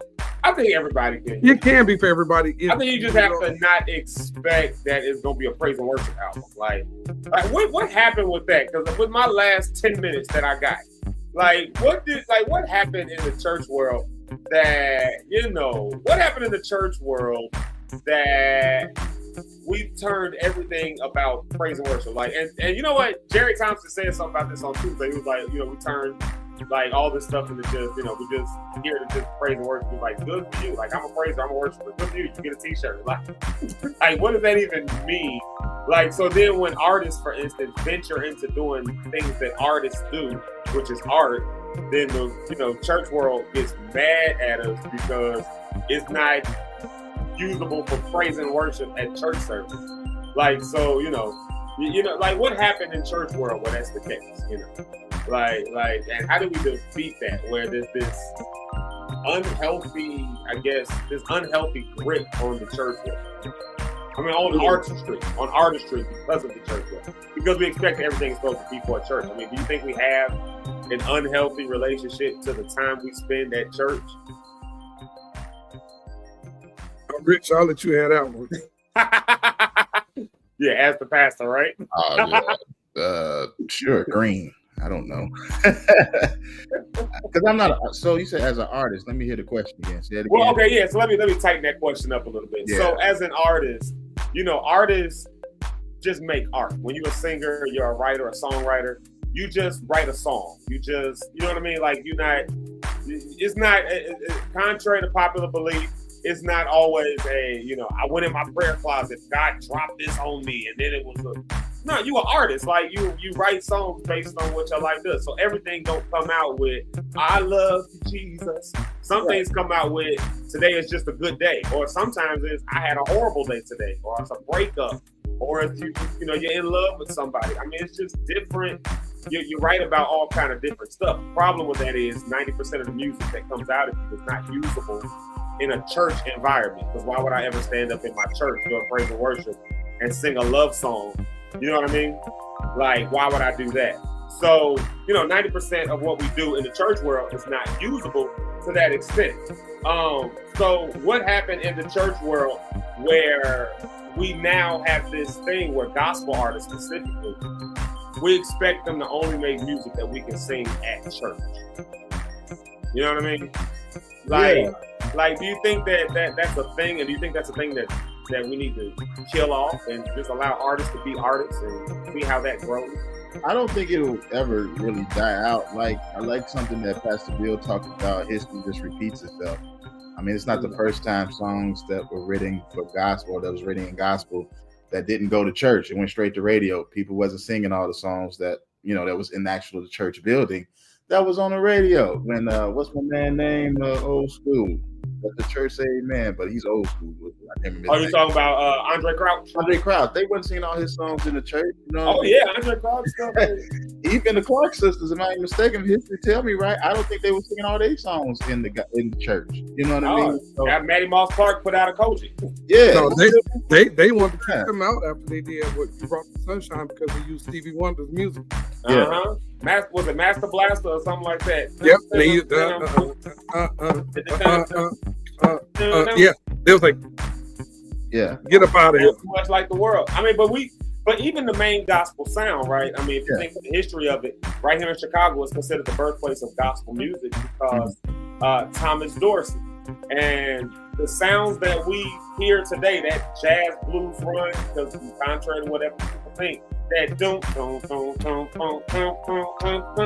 that's blues all day, right? Thomas Dorsey was playing that kind of music because that's what he was playing in the clubs on Saturday night.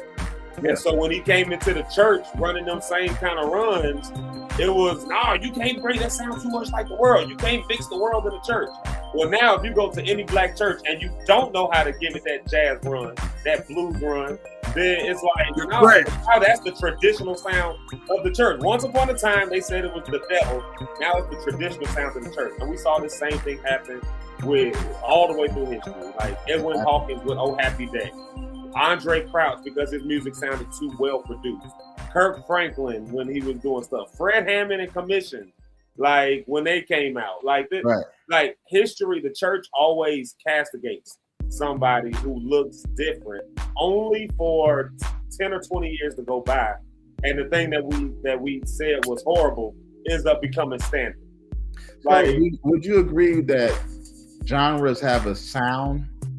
Like R&B has a sound, hip hop has a sound. As a current sound, I wouldn't agree it has a sound as a current sound, because R&B from 1970. Because I think that R&B from 1970 don't sound nothing like R&B from 1995. Which sounds nothing like R&B from 2000. But we sampled their stuff from 1960. We sampling the same thing and just beat it up, but it's the same stuff. Because history is just repeating itself. Almost our hottest songs right now are old school samples. But they samples, they don't sound straight like the old school song. Oh, I get what Rich is saying. Rich is saying, I get where you're coming from. I get it. Yeah. You're saying it's still the music regardless. Right. Example. That's adding to the new sound, so they're combining. I have an issue. I'm trying to work on my cable. Y'all can help me with it, because I know you saying if we changing the sound in gospel and it sounds like, you know, love, R&B and all that, I'm cool with it. What do y'all feel about? I know I think William Murphy did this when he played that "Man, I Got This Swag" at his church for a service. Now people went crazy. They had a great time, but it was the real song. I ain't talking about no edited. I ain't talking about just the instrumental. He played the song in the church building, right? How do we respond to that? Is that a nothing? Is that just common? Is it we mixing it and it's cool? In today's age, how do we even show a difference of gospel sound versus worldly sound? Or is it just all one sound and you doing what God gave you? Because I believe if you're doing what God gave you, God is pleased. And no matter who you please or displease, it only matters if you're pleasing God, in my opinion. So I would like to hear how y'all feel about that, if that's a big thing or not. Playing Swag Surf at the church. To me, I couldn't care less personally. Okay. Like, yeah, for me, it's, and obviously I sit way further on a more liberal side of things than most people, right? Like, it don't bother me at all. And I'm gonna tell you why it don't bother me at all, for a number of reasons. One, because if you've ever been on an elevator, if you've ever been in the grocery store, you've already heard this music anyway, which is why it's so relevant to us. If you go to any party, it's relevant. So some stuff just hits and it's just fun and it just does what it does. There's other stuff, like I think songs, let's put it this way, I think songs like take you to a certain place, maybe. Swag Surf takes you to a place where it's like, let's have fun. Do it, like it brings that whole, you know, the whole community thing. If you do it like the white people doing on the cruise ship. Oh my God. like it's the worst Swag Surf I ever seen. I gotta find that video. They need to stop. They already messed up Kendrick Lamar's. Right. Them videos, that's trash. Oh my God. Easy movie. We can't have nothing. But I mean, you know, it brings up that kind of, and if that's what you're trying to evoke, is that kind of a feeling inside the service, then why not go to something that's wildly popular that will evoke that? Like, because I guarantee you one thing, if you would have prayed, Jesus can't work it out, it would not have got the same response. Like, and so if that's not the response you were looking for, then you wouldn't use that, because music ain't nothing but an asset. It ain't nothing but a thing that's used to evoke feelings and emotions, or to express feelings and emotions. And I think that every feeling and emotion is not like, you know, I think every feeling and emotion isn't necessarily, you know, supposed to be just a, oh God, I just lay it all down before you. I think that the people who have done that have severely crippled the church. Like, I think that in hindsight, that movement has probably done more to cripple the church. And I know I got folks who would argue with me on this because they made their living on this. Like, they made their living on having worship conferences and things like that. And the fire comes down and we at the altar. And I'm not saying there's something wrong with that. I'm just saying that the more we lean into that stuff and call that anointed, while saying that other stuff that moves people is not, is a misrepresentation of what the anointing actually is. Anointing break yokes, you know. Yeah. I just think I hear what you're saying. I just find a place for Swag Surf in the church service, and I'm happy with it. So again, I'm working on my own salvation, so I ain't got no nothing with nobody. It's all good. I'm trying to see what I played on a Sunday service. Now, maybe if it was a party for the youth, I might do it or something like that, the instrumental to get them up. But that's all. And I'm just bringing this up because the conversation we was having with how does artists, you know, with the music, other music that they write, but the church is not okay with it. Basically, what you're saying, because it's not gospel. Yeah, Wow. well, here's the thing. Yeah, but every local church is their own church also.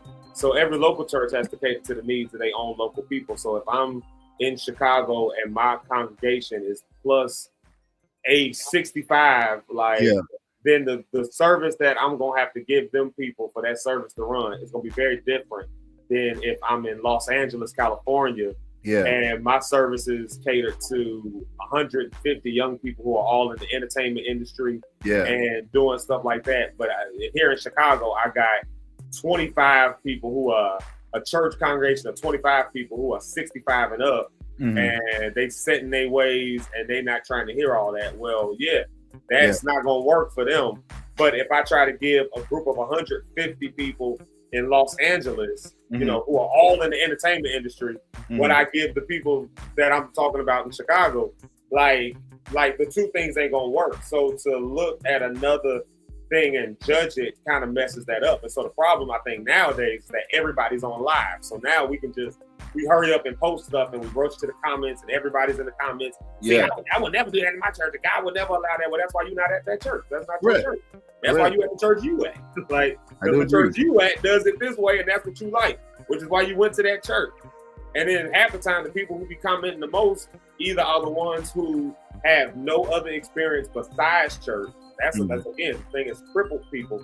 So where they only are in church, like, so they have no world experience anywhere else. Good. Yeah. So everything else looks like it's the devil as a result. So there's that. Or it's people who don't even go to church regularly anyway. So like, it was either Pastor Bill, I think it was Pastor Bill on Monday, who said that, you know, so by the time they come back to church, they expect, you know, they're 40 years old and they expect that the church supposed to look like what it looked like 35 years ago, last time they went. Yeah. But they in the comments talking about, so this is what we doing in church now?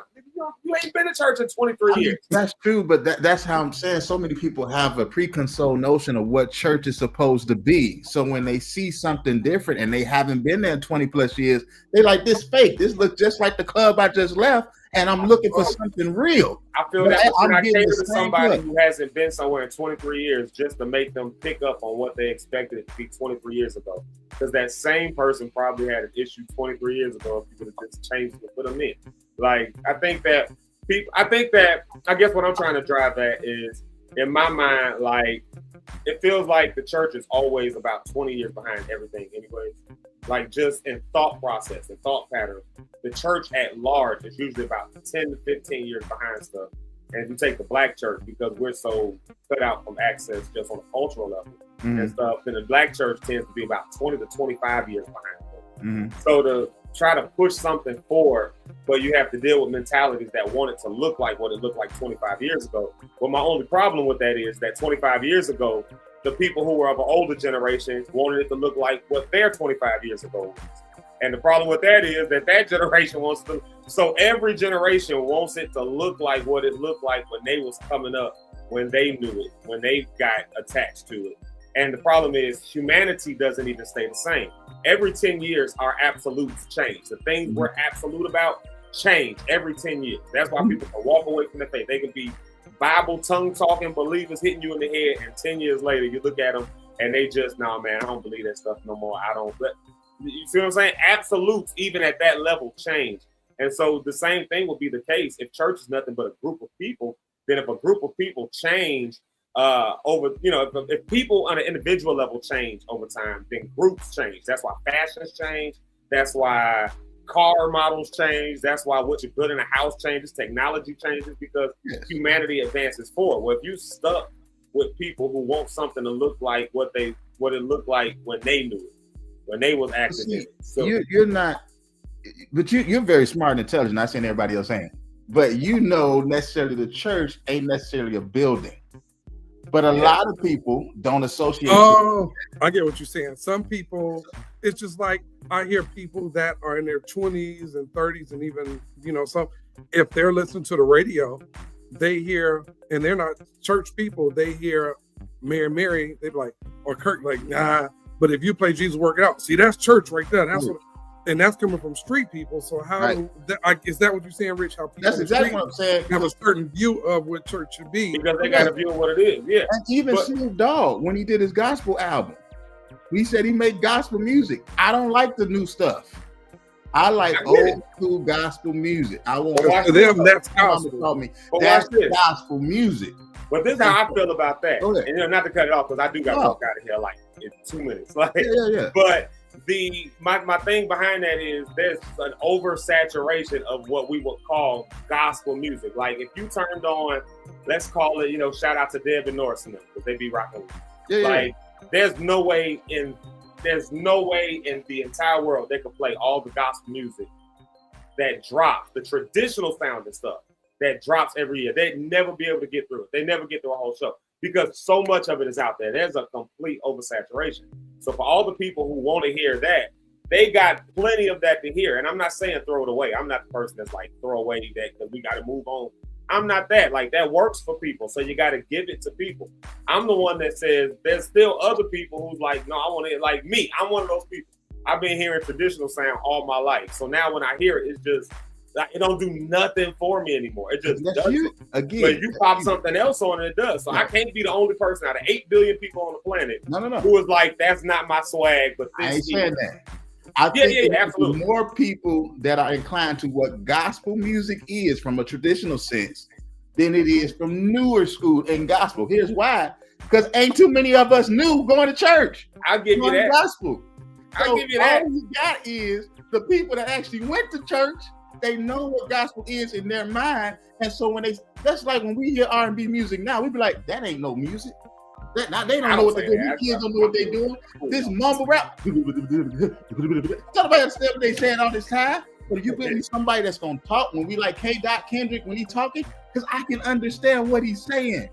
But there's a generation who understands the mumble stuff. Okay, so now that's a great point. But I'm just going back still on what we were talking about, understanding what gospel versus understanding what's coming in now. So we still have the same freedom of feeling of saying, this ain't gospel music based on what I remember it or what I know. So to the person, so when you say gospel music, it has a sound. Most people see it as this one sound. And if you're saying how do we shift them to come into this new sound to welcome other people in, is that what you kind of say to get the next generation? No, that's the point right there, and that's where I think the misunderstanding happens. Is that we think it's about, and this goes back to the beginning of the conversation about letting artists just be artists. It's just what comes out as an artist. Period. I'm not making music because I'm trying to reach somebody. I'm making the music I want to hear. And I just have this belief that if I want to hear it, I'm not the only person out of 8 billion people on the planet who would want to hear that kind of sound. So if I put it out there, my audience will just come. It's not because I'm necessarily trying to like cater or pander. It's just, this is what's natural to me. The pandering would be if I create an album that all the songs sound like this because I'm trying to make sure it gets played in the church world. That's pandering. But I have people that say, no, that's anointed. That's God. No, that was me pandering so I could move units, because what I really created when I was up late at night at 4 o'clock in the morning and I was doing it felt like a vibe and it felt like this. And it still came out gospel. I wasn't pandering trying to reach a generation. It just happened to reach a generation because of the generation of people who that rock with. And to cut that off cuts off an entire generation just so we can oversaturate a market. Watch this, so that we can cater to people who have an expectation of what it's supposed to be. And my whole thing is, I'm not catering to what people expect it to be. If that's what you expect it to be, then get out there and make what you want to hear and give it to people. But don't put those weights on me and other artists to do what you think it's supposed to be, especially when you ain't even been around for the last 20 years. Like, so you want to come back in and have something look like what it looked like back then because you missed the boat. Nah, bro, like what's out there is out there, and there's music from 20 years ago you can still play. So facts, I agree. And with that same breath, I'm gonna let you get in here, Eric. Would you think that pastors could see that same type of role as musicians in that space, what you just said? Where it's like it's been done so many ways traditionally, but I'm feeling this is something that's coming out of me, Paul, to go ahead and lead in what I need to do. It may not be the same as traditional. You know what? What I'm feeling led to do. How do you feel about that with that same? You know what? It's interesting to say, because I was watching this pastor, the guy out of Atlanta. What is it? Church, what is it? 2819 or whatever his church is. Yeah. Dark skinned guy, he bald, he always wear black hoodies and stuff. He's always casual. Yeah. His church blew up to the point the city is like, yo, You got too many people coming to your church every Sunday. Y'all tying up traffic. Wow. He's a younger guy out of New York. He's not a traditional guy, but he teaches the word traditionally, and that's driving so many young people to his church. He's still preaching about hell and the different things like that. And his church is packed with people in their teens and 20s. Yeah. Because he said, this is church. He got the little studs in. He said he looked like us, but this is church. And like for him, for example, the swag and surf thing, you couldn't do that at his spot, but he'll play Lecrae. He don't believe in bringing secular music in the church, but because he says it's still got to be a respect for the house. Me, on the other hand, I feel a certain way about it. Like, okay, he can play it. It won't, like, don't bother me. Yeah, Pastor Philip Mitchell, right? Dude is dope, and his clips are viral. But, to go back to what you said, Rich, he's somebody that kind of puts me in the mind of he's applying. He knows what works for this generation. Mm-hmm. But he's not. But his message, he said, I don't compromise the word for a generation. I'm going to say what the truth is. Mm-hmm. But because he's coming with old school teaching, the church is packed with you know what I mean? It's like, so he's not doing a lot of gimmicky things. And then I actually have to walk out the door in 5 minutes. Go ahead. So I gotta walk out the door in 5 minutes. I gotta be there at 10 o'clock. But I would say this much. I think that, and maybe this happens when we get some other even perspective sometimes in this conversation with us, because we're talking, I think, from a bubble perspective as well. Yeah. And I'll be the first to admit that. Like, we know what we know because we grew up where we grew up, and we stayed in that world our entire lives. Now in our 40s and 50s, we stayed in that world our entire lives. And what I've learned from traveling the world is that the way we do stuff is actually one of the smaller ways it's done. Like, and I'll F y'all up real quick before I leave. Like, even the Bible we use, this is the only Bible that's out there. It's a canon that was created in 392 or something like that. There's older canons.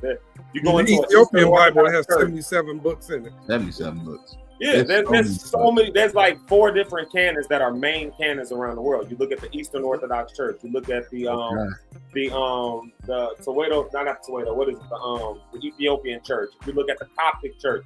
These all have different canons. They all have very different canons than what we have. A lot of the same books and stuff are still there. So you know what I'm saying. But what I'm saying is, what we know is just because we know it. It's what we know. Correct. And so it works for what we know. But if we were to take that same thing, so and I don't want to, I don't know Philip Anthony Mitchell, so I'm not bad mouthing him or saying anything like that. Oh, yeah, you've seen him. If you see the clip, I know I've seen him before, but I'm saying I don't know him personally or anything else like that.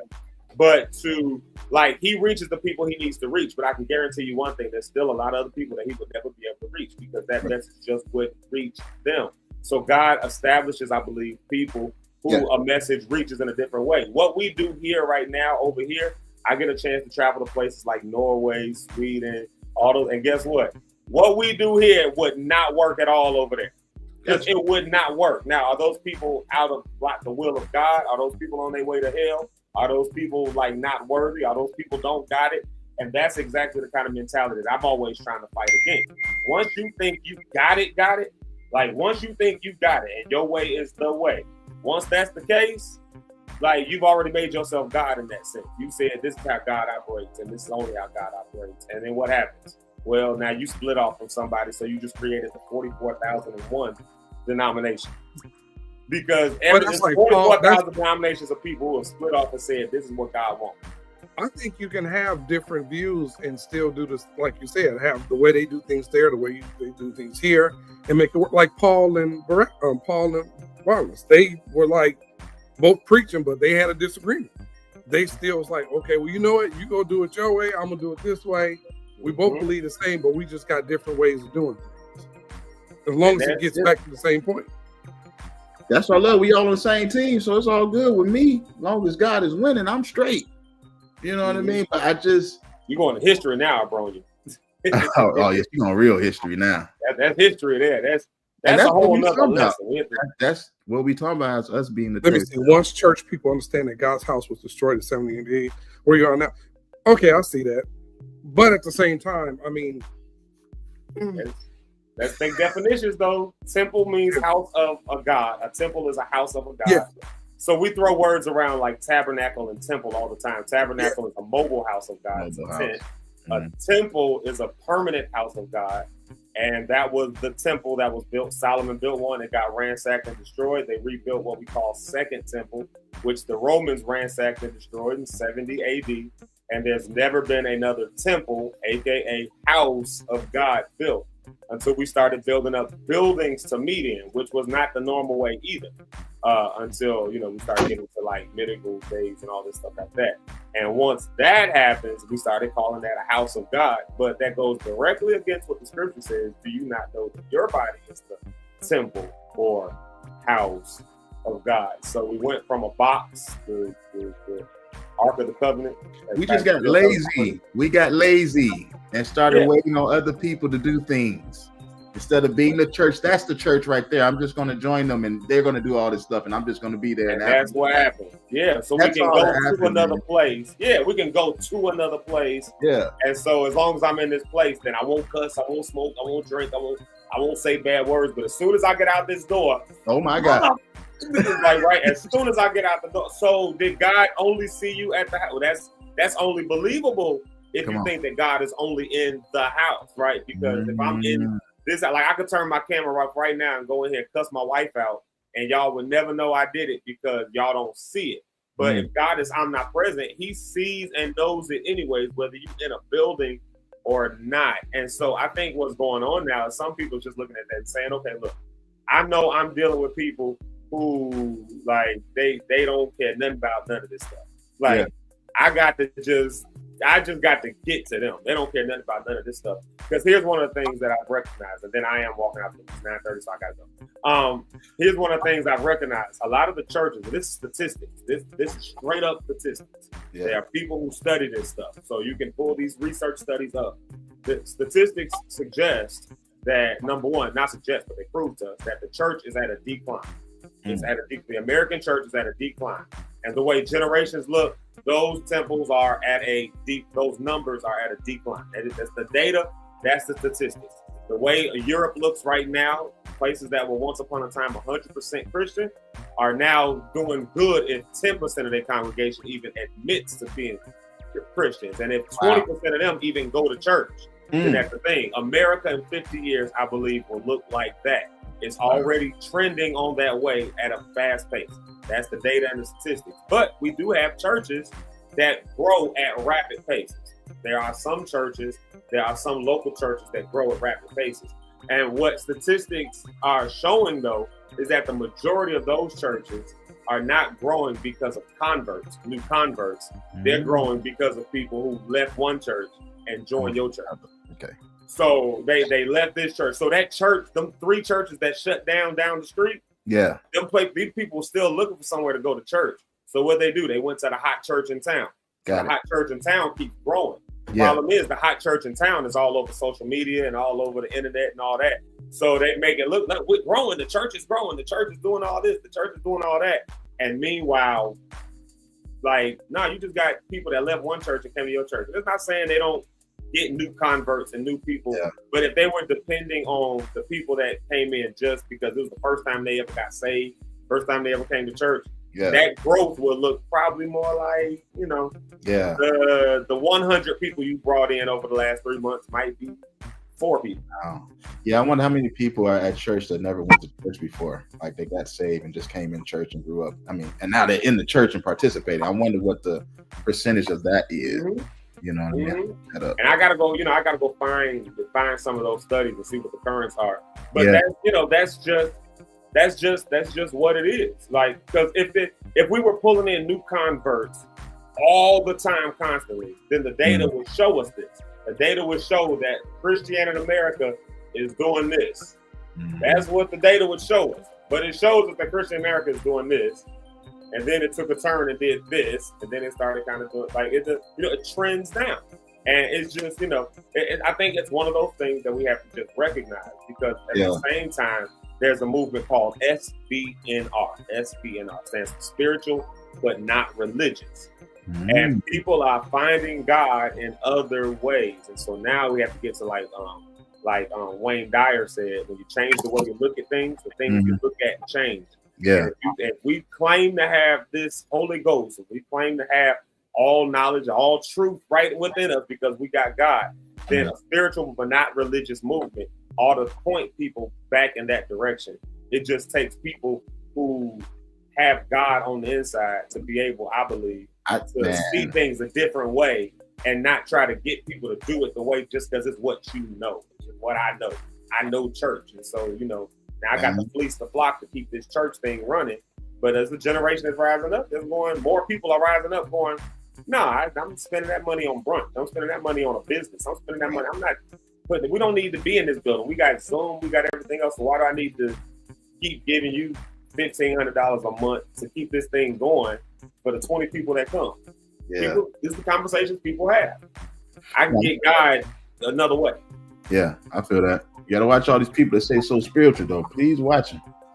Woo! They put some stuff on you if they need to. You gotta watch all the spiritual people and what they believe in when they say they're just spiritual. They believe in a lot of spiritual stuff, not just Jesus, God. Right. And some of that stuff is weird. It's weird, bro. Like, and I'm talking about outside of spaces, people that have been in church, but now they're outside of church and they in entertainment, they in all types of stuff that I meet. And I be thinking they talking about the same God because they spiritual. And man, it's a whole nother level. Whole nother person. You know, why am I sweating? I got to get out of here. This ain't it. I got to go. Well, hey, y'all, real quick. Y'all carry the conversation on. Y'all go ahead. Y'all know it's here for the next 20 minutes. But I got to go. I got to be somewhere at 10 o'clock. And then I got to be somewhere else at 9 o'clock. So, you big time. For the 10 o'clock. You was kind of quiet, man. What you got to say on that, man? But I love y'all. Hey, to all my people, I want to tell all the people real quick, all my Instagram folks and all that, I love y'all. I see y'all later. Rich, you know how to turn it off when it's done. I see y'all. I'm removing myself from the scene so I can go. Y'all pray for me. I pray for you. Peace out. Peace out. Oh, man, get up our host, Zeke lot. Yeah. Woo. Right now. You know. So, I'm looking at go ahead, E. And I'm reading comments and stuff. And Desiree Boyd says, turn on the professional mode. Zeke should turn on the professional mode because it'll share to groups and stuff. Yeah, I did. I have shared that with Zeke that he needs to go to professional mode. We're praying his professional mode. Lord to understand what that means. Now, my opinion on this whole thing is I get what people say because the church, we are the church, right? Yeah. We are physically a church, but at the same time, we can't just rip parts of the scripture out that we don't agree with and say it don't apply, you know. The Acts 2. Okay. It talks about how they came together, the people came together in a gathering in a spot to worship God together. The Bible tells you to. Now, you can assemble anywhere. We're not saying that if you're not in a building with a steeple and a cross on top is not church. No, we're not saying that. Because I can have church in my living room. You got the early churches had church in their living room, but in their homes, but they still got together. Yeah. We can't now say, you know, the church, we don't need the building anymore. Even in those times, those people got together in their home. Why? Because they wanted to be together, to pray together, to share what's happening, to strengthen one another. So there's a need for sure. Church. It may not necessarily have to be in a building, but I mean, we can't say, well, there's no need for it, but biblically, and those people, they didn't have buildings, but they said, hey, everybody come to my house. Right. You know, and then once it became a place where so many people started coming, they moved from that point, they started moving into buildings. And they had to, because if, like the pastor we were talking about, like Pastor Philip Mitchell, if he did that in his house, there's no way all those 1,000 people would fit in his house. You need a building. Sometimes people need to be around other believers and stuff and things like that. So I think there's a need. Yeah, don't forsake the gathering together. That's scripture. Some people disagree with certain things, but I'm like, you can't rip the pages of the Bible you agree with and say, I don't agree with that. If that's the case, just tear the page out, don't apply none of it. So let me ask you a question, because I'm just want to ask, says, I'm totally opposite. In my opinion, there's no need for a building. I'm just curious to say, when you say no need for a building, are you saying it's wrong necessarily to have a building? Or are you just saying period, I don't think you need to have a building? Are you saying it's wrong or Christians shouldn't have a building? for church? Like, I'm just and are we going to go off? And I agree with that. That's a good question. And Yeah. you answer what you mean by that, because again, are we going to? But now the flip side of my question to you: do we go off our opinion or do we go off Scripture? Got you. My opinion is irrelevant. Yeah. If God says don't kill, and in my opinion, I say, well, I feel it's okay to kill in a certain situation. My opinion means crap. Gotcha. Not saying you about yours. Yeah. Oh no. And again, with you, I wasn't saying that to you. Good. I hear Ronnie you. Cat one that you're saying that. I'm Right. just saying because I hear people all the time say the words which irked me. Yeah. And not you, what I'm saying, but when got people say the words, this is my truth. Mm. There's one truth. Mm. That can be your circumstance or from my lens of what happened. Yeah. You know what I mean? But the thing people say, well, thank her for speaking her truth. No, just thank her for, and I get it what they're saying, but to an extent, you know, and I got my opinion on stuff like that. And it's all good. Take your time. You know, just like the question about the music in church. Yeah. That you asked. Do I personally have a problem with the song? No. Yeah. But flip side. Yeah. Flip side. If we're gonna be in this building, it still has to be a certain level of respect. Got it. And if that's because what I mean by that is this. You can cuss all day out in the street, you know, and all that, but are you gonna stand in the sanctuary and cuss like that? And why do people think about this? People that don't go to church be playing their music outside, but when they pull in front of church, they turn it down. True. Why? They not even going in there, but it's a respect for what that represents. To the street, the world, that represents God. Let me respect that building. Ain't that crazy that people? Yeah. It is. But now, even if people that's been in church or grew up in church now, or may feel like, hey, the church is this, church is that, they'll pull up with their music and it's blasted and feel like, I wish somebody would say something to me about that. How is that perspective different from someone in the street versus someone that's been in the church and they like, hey, you can be cool either way doing what you got to do. You know what I mean? Right. So that's interesting to see that perspective on both sides. And yeah, I get both sides of perspective. And I see the thing about that scripture, Hebrews 11:25, started 23. Yeah, but at the same time, let's talk about when Jesus went to the temple, which was a church. And they were in there doing things wrong. He said, you all have made my father's house a den of thieves instead of what it's called. Jesus acknowledged that there was a need for the church. He says, hey, this building is supposed to be for my dad, but you all have made it something it shouldn't be. If it wasn't supposed to be a building, Jesus said, what is this for? Why do y'all have this? He didn't say that. He says, you all have turned my father's house. Jesus considered the church his father's house into a den of thieves, which means there was a reason for it. Jesus, as a kid, was teaching in the temples, in the church. So I think there's need for it. We all, now, and I do agree with about we need to know our culture. I think black people, not saying other races, so I think black people do need to know where they come from. So I agree with you on that. We need to know our culture and where we're from. But just like this, I had an argument with somebody, I believe the other day, who says they believe they can talk to their ancestors. You can't.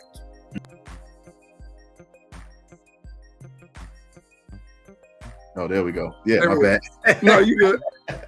There is no such thing as talking to your ancestors, pulling on the spirit of those that went on. You can't, that's not real. Yeah, that's your a auntie, your now. grandma, your uncle, your great granddaddy ain't coming to your room sitting on your bed at night. Those are demons sitting in your bed at night. There is no ancestors visiting anybody. Wow. The Bible tells you once people are dead, they're gone. That's it. Gotcha. They're either in heaven, they're in hell. They're not coming back. I can sit here right now. I'm like, man, I'm going through. Let me call my fifth generation uncle from. Yeah. I wouldn't want to hear nothing he got to say. No way. You're right. And to speak to that, especially with our culture, because a lot of our culture. This ain't Wakanda. Somebody said. Right. Wakanda forever, baby. So our culture teaches that you're supposed to connect with your ancestors. You're supposed to be one with them. You're supposed to speak to them every day. The ancestors are supposed to give you power and wisdom and all that good stuff. Ancestors can't give you nothing. Your ancestors are either in hell or they're in heaven. Come on. In heaven, they ain't thinking about you. If they're in hell, they ain't thinking about you. This is the thing. Yeah. You can pull from the hear me, and when I say this, people, so they don't say I'm saying something weird. For sure. my eyes are very sensitive this morning. Yes, you're super. What I'm saying is this: when it comes to your lineage and your history, you can pull from the situations they went through. Yeah. Review your family history, see where they came from, be proud of your ancestors and your family. But there's no in the world I'm going to ask my great-great-great-grandfather to pray for him to give me a question when the Bible says that God, the Holy Spirit, will guide you in all truth and all knowledge. I don't need, what can my ancestors tell me that God can tell me directly? Wow. You know what I mean? They're speaking information from me that they would have had to get from him anyway. Yeah. So yeah, I don't do that. And I know some people believe in that and burning sage in their house and all that kind of stuff. I got you. Sage burning ain't cleaning nothing out your house. It just smells good. Yeah. Hey, what's going on, everybody? Welcome to Zeke Live in the morning. Zeke Live, we are here. As you see, Zeke is not here no more. He's no longer with us today. He quit the show today. But no, I'm just playing. He walked off the set today. I can't take this no more. Yeah. But no, he's on doing his thing, working, and we are here. We want to just give a shout out to our sponsor for this week. Shout out Mystery Melodies. They have great things going on. Want to shout out Mystery Melodies and all the good things. If you ever never been a part of a murder mystery and you want to see what's going on, what's that's all about, check out mysterymelodies.com, and they got some good stuff for you. Yes, check. That's one of our sponsors. It's amazing. I went to it. It was fun. It was very interactive. You're a part of the set, and take this. Don't take this wrong, people. And I'm about to say anybody outside of this. This is something that we do. Absolutely, it's our culture as people from our background. They're doing it. So you come in there and see like-minded people like you, because normally you see those things as other people and other ethnicities and suits and stuff, and they're doing this murder mystery. The Butler did it. This is the same thing, but done by our people, and it has our stamp. Absolutely. So you definitely want to support it. For sure, definitely do it. And so that's my take on everything. I know some people are probably getting their feelings, like the one individual was upset with me. We cool now, but I don't agree with it now. Yeah. Just because I don't agree with it, don't mean it's that's the law. That's fact. Right. That's how I feel. Yeah. And I get what you said earlier about people. People expect a certain vibe at church. That's why I went to the music. We're talking about music. Yeah. And you've heard it before. People think about something. You being with NBA players and in the locker rooms. Yeah. And someone that play church music, they playing church music. If they're playing something, it's churchy. They not playing. And no offense to them, because I love Dietrich. They're not playing Dietrich, or they're not playing necessarily Kurt. Right. They may play Fred, but they're gonna play No Weapon. They may play. People. One of the big popular one from the NBA players is "I Told the Storm." Just want to let it right. They want to hear that. To those people in the street, that's church. Yeah, that's God. That's gospel. Right.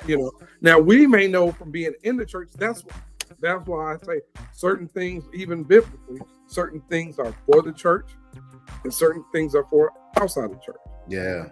That music that we understand, that's for us. The music that they understand, that music applies to them. You got people in the street still singing "Jesus is Real." That came out in 1990. That's good, E. Think about it. That's for us. That's for them. And let me see. A resident biblical scholar to be arrested. The fact that it is very easy to misinterpret scripture, and rightly dividing is something that takes much study, prayer, and knowledge. Because if you can rightly divide it, you can wrongly divide it. Can I get a witness here? You can do both. And see, that's a good idea too. We can do that. And we got Rich on here too, who's a minister as well.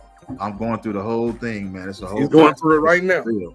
This is Bible studies and Bible. I didn't know all this stuff was in the Bible. I keep telling people that, like, my goodness, you want to talk about a real housewives and all that stuff? Read the Bible. You see a whole lot of stories. With the cousins. The Bible has a lot of drama in it.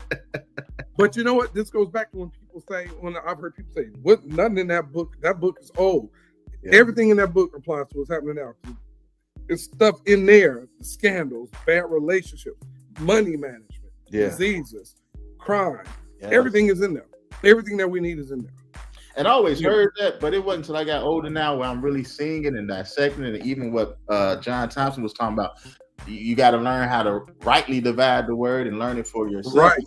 I agree on that. Getting educated, understanding knowledge, learning the history of the scripture and all those things, so you can rightly divide it, and then you can apply it to your life.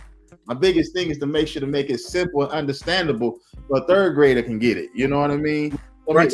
Things so deep, man. It's over my head. It's too much. I just want Jesus. Just give me Jesus sometimes. You know what? You reminded me of something about saying that, man. Come on. I'm gonna say this, and no offense. Well, I'm gonna say it like this. There was a gentleman who I saw online, and he said something really powerful, and that was like, wow, it changed how I look at some things. Yeah. It was a homosexual fellow who was online and said, and Ron on the Rock said she don't mind a little drama. We don't mind a little drama. Come on, Rhonda.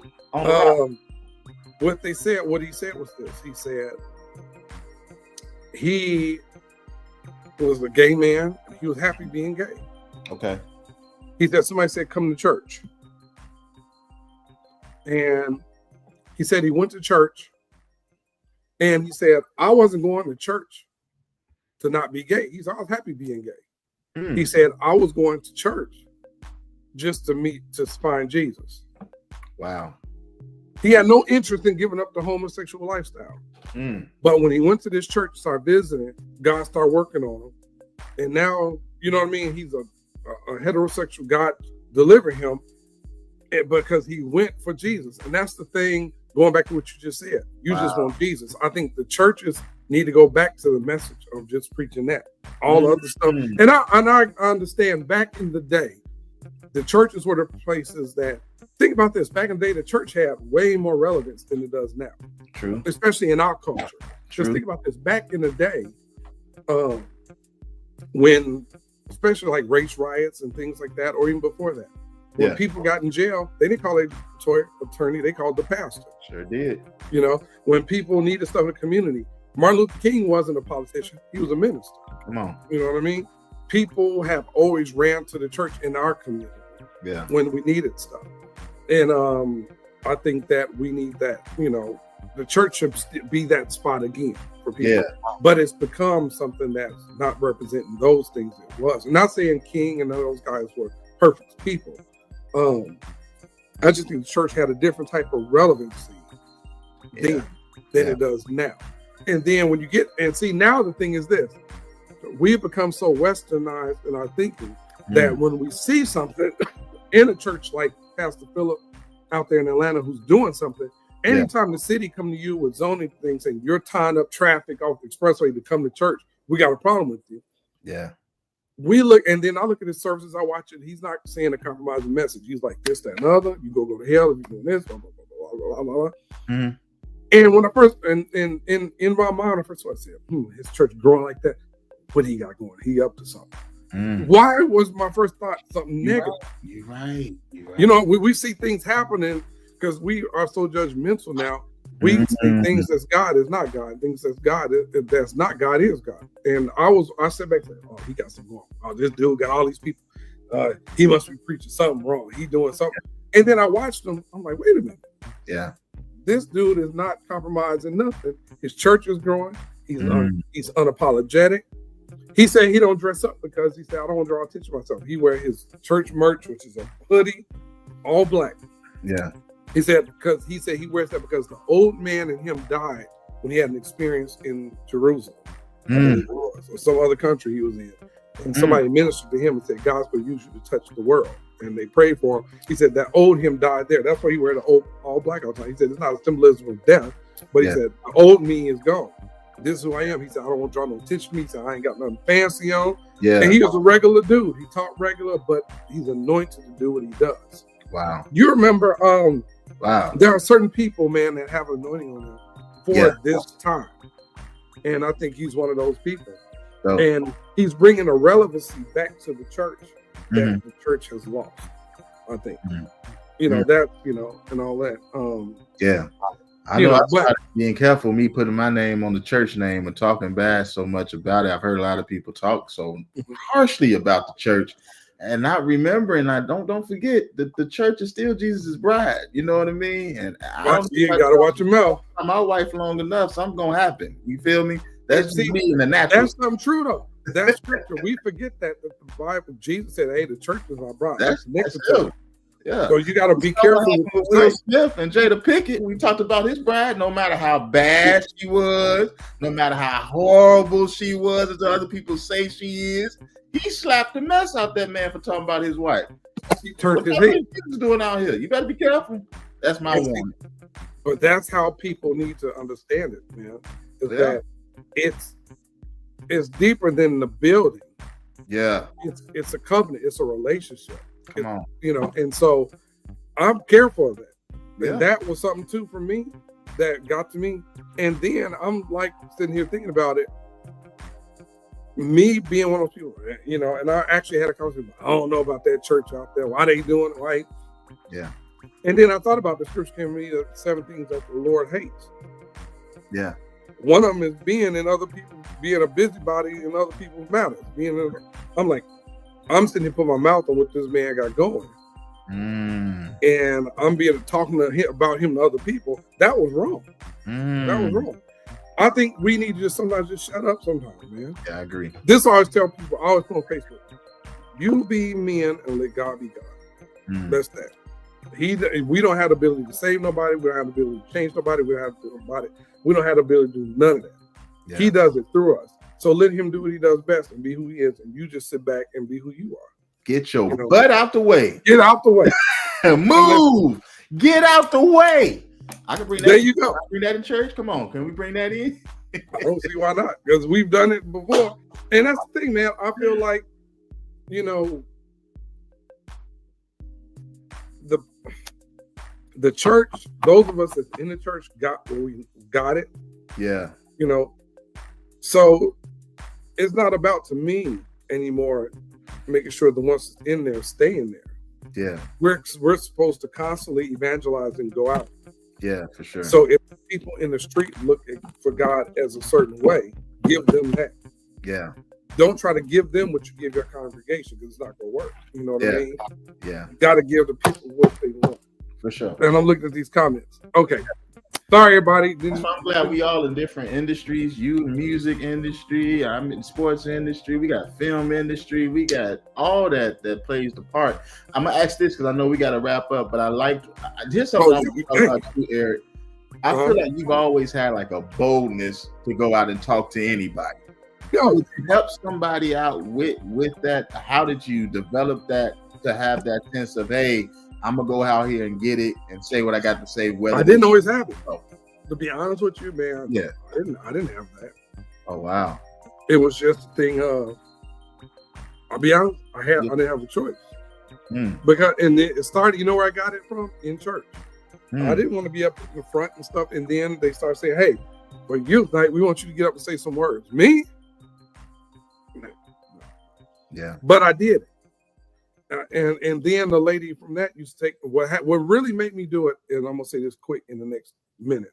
Yeah, I didn't like doing it. I was always able to talk to people, but I was afraid of it. And we went to a juvenile center in Lake County one day. Me and my sisters, we took some musicians, we took singers. We went to did a whole concert for about 200, 300 kids in the gym. And I'll never forget, we started singing, and I was the director of the group, the choir and stuff, so I had to be up front and do the talking. I was terrified, but I did it. And I remember we started praying, and the power guy hit the gym to the point when we left the gym, the center called us and said, "What did y'all do in our place?" And we're like, "What are you talking about?" They called Mrs. Tolliver, and she said, "The gym feels like static electricity. Did you guys leave something plugged up? Did you all break a wire or something? You know, static electricity." Like, no. She said, staff, when we look at our staff, people are walking around the gym just quietly. She says, the kids are sitting in the gym on the floor, Indian style, just sitting around. It was just a silence in the gym. Wow. The president guy stayed in the gym for almost a month. And to the point they said kids would be fighting and they would take them to the gym. As soon as they entered the gym, they would just sit down. Wherever they were, they would stop fighting. And then we started getting testimonies of young people who had different types of STDs and other stuff being healed, hanging out in the gym. They're like, hey, they don't have this no more. They don't have this no more. They were sick with this. Their eyes were crossed. They had this. They don't have them. Insecurities, emotional.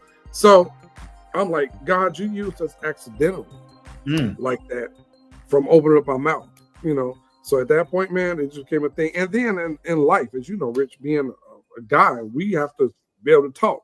Yeah. When it comes to talking to a girl, For if sure. you'll be by yourself, you can't do that. You got to be able to talk to them. You got to talk to them.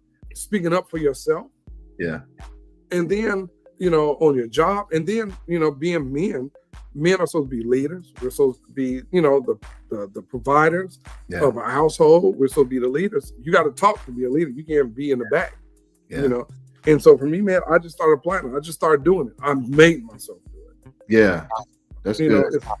You didn't wait for God to touch you and say, "Oh, now you." I didn't wait, man. A lot of people waiting, man. Yeah, he did it on his own that time. That taught me something. And we got a minute to go. Okay. Hey, y'all. Thank y'all for joining in today. Look, we got a lot coming up. Again, if you want to be part of the New Artist Spotlight, hit us up. And that's not just music, it's anything. If you're an actor, singer, dancer, politician, city worker, caseworker, whatever you want to share about what you do, let us know.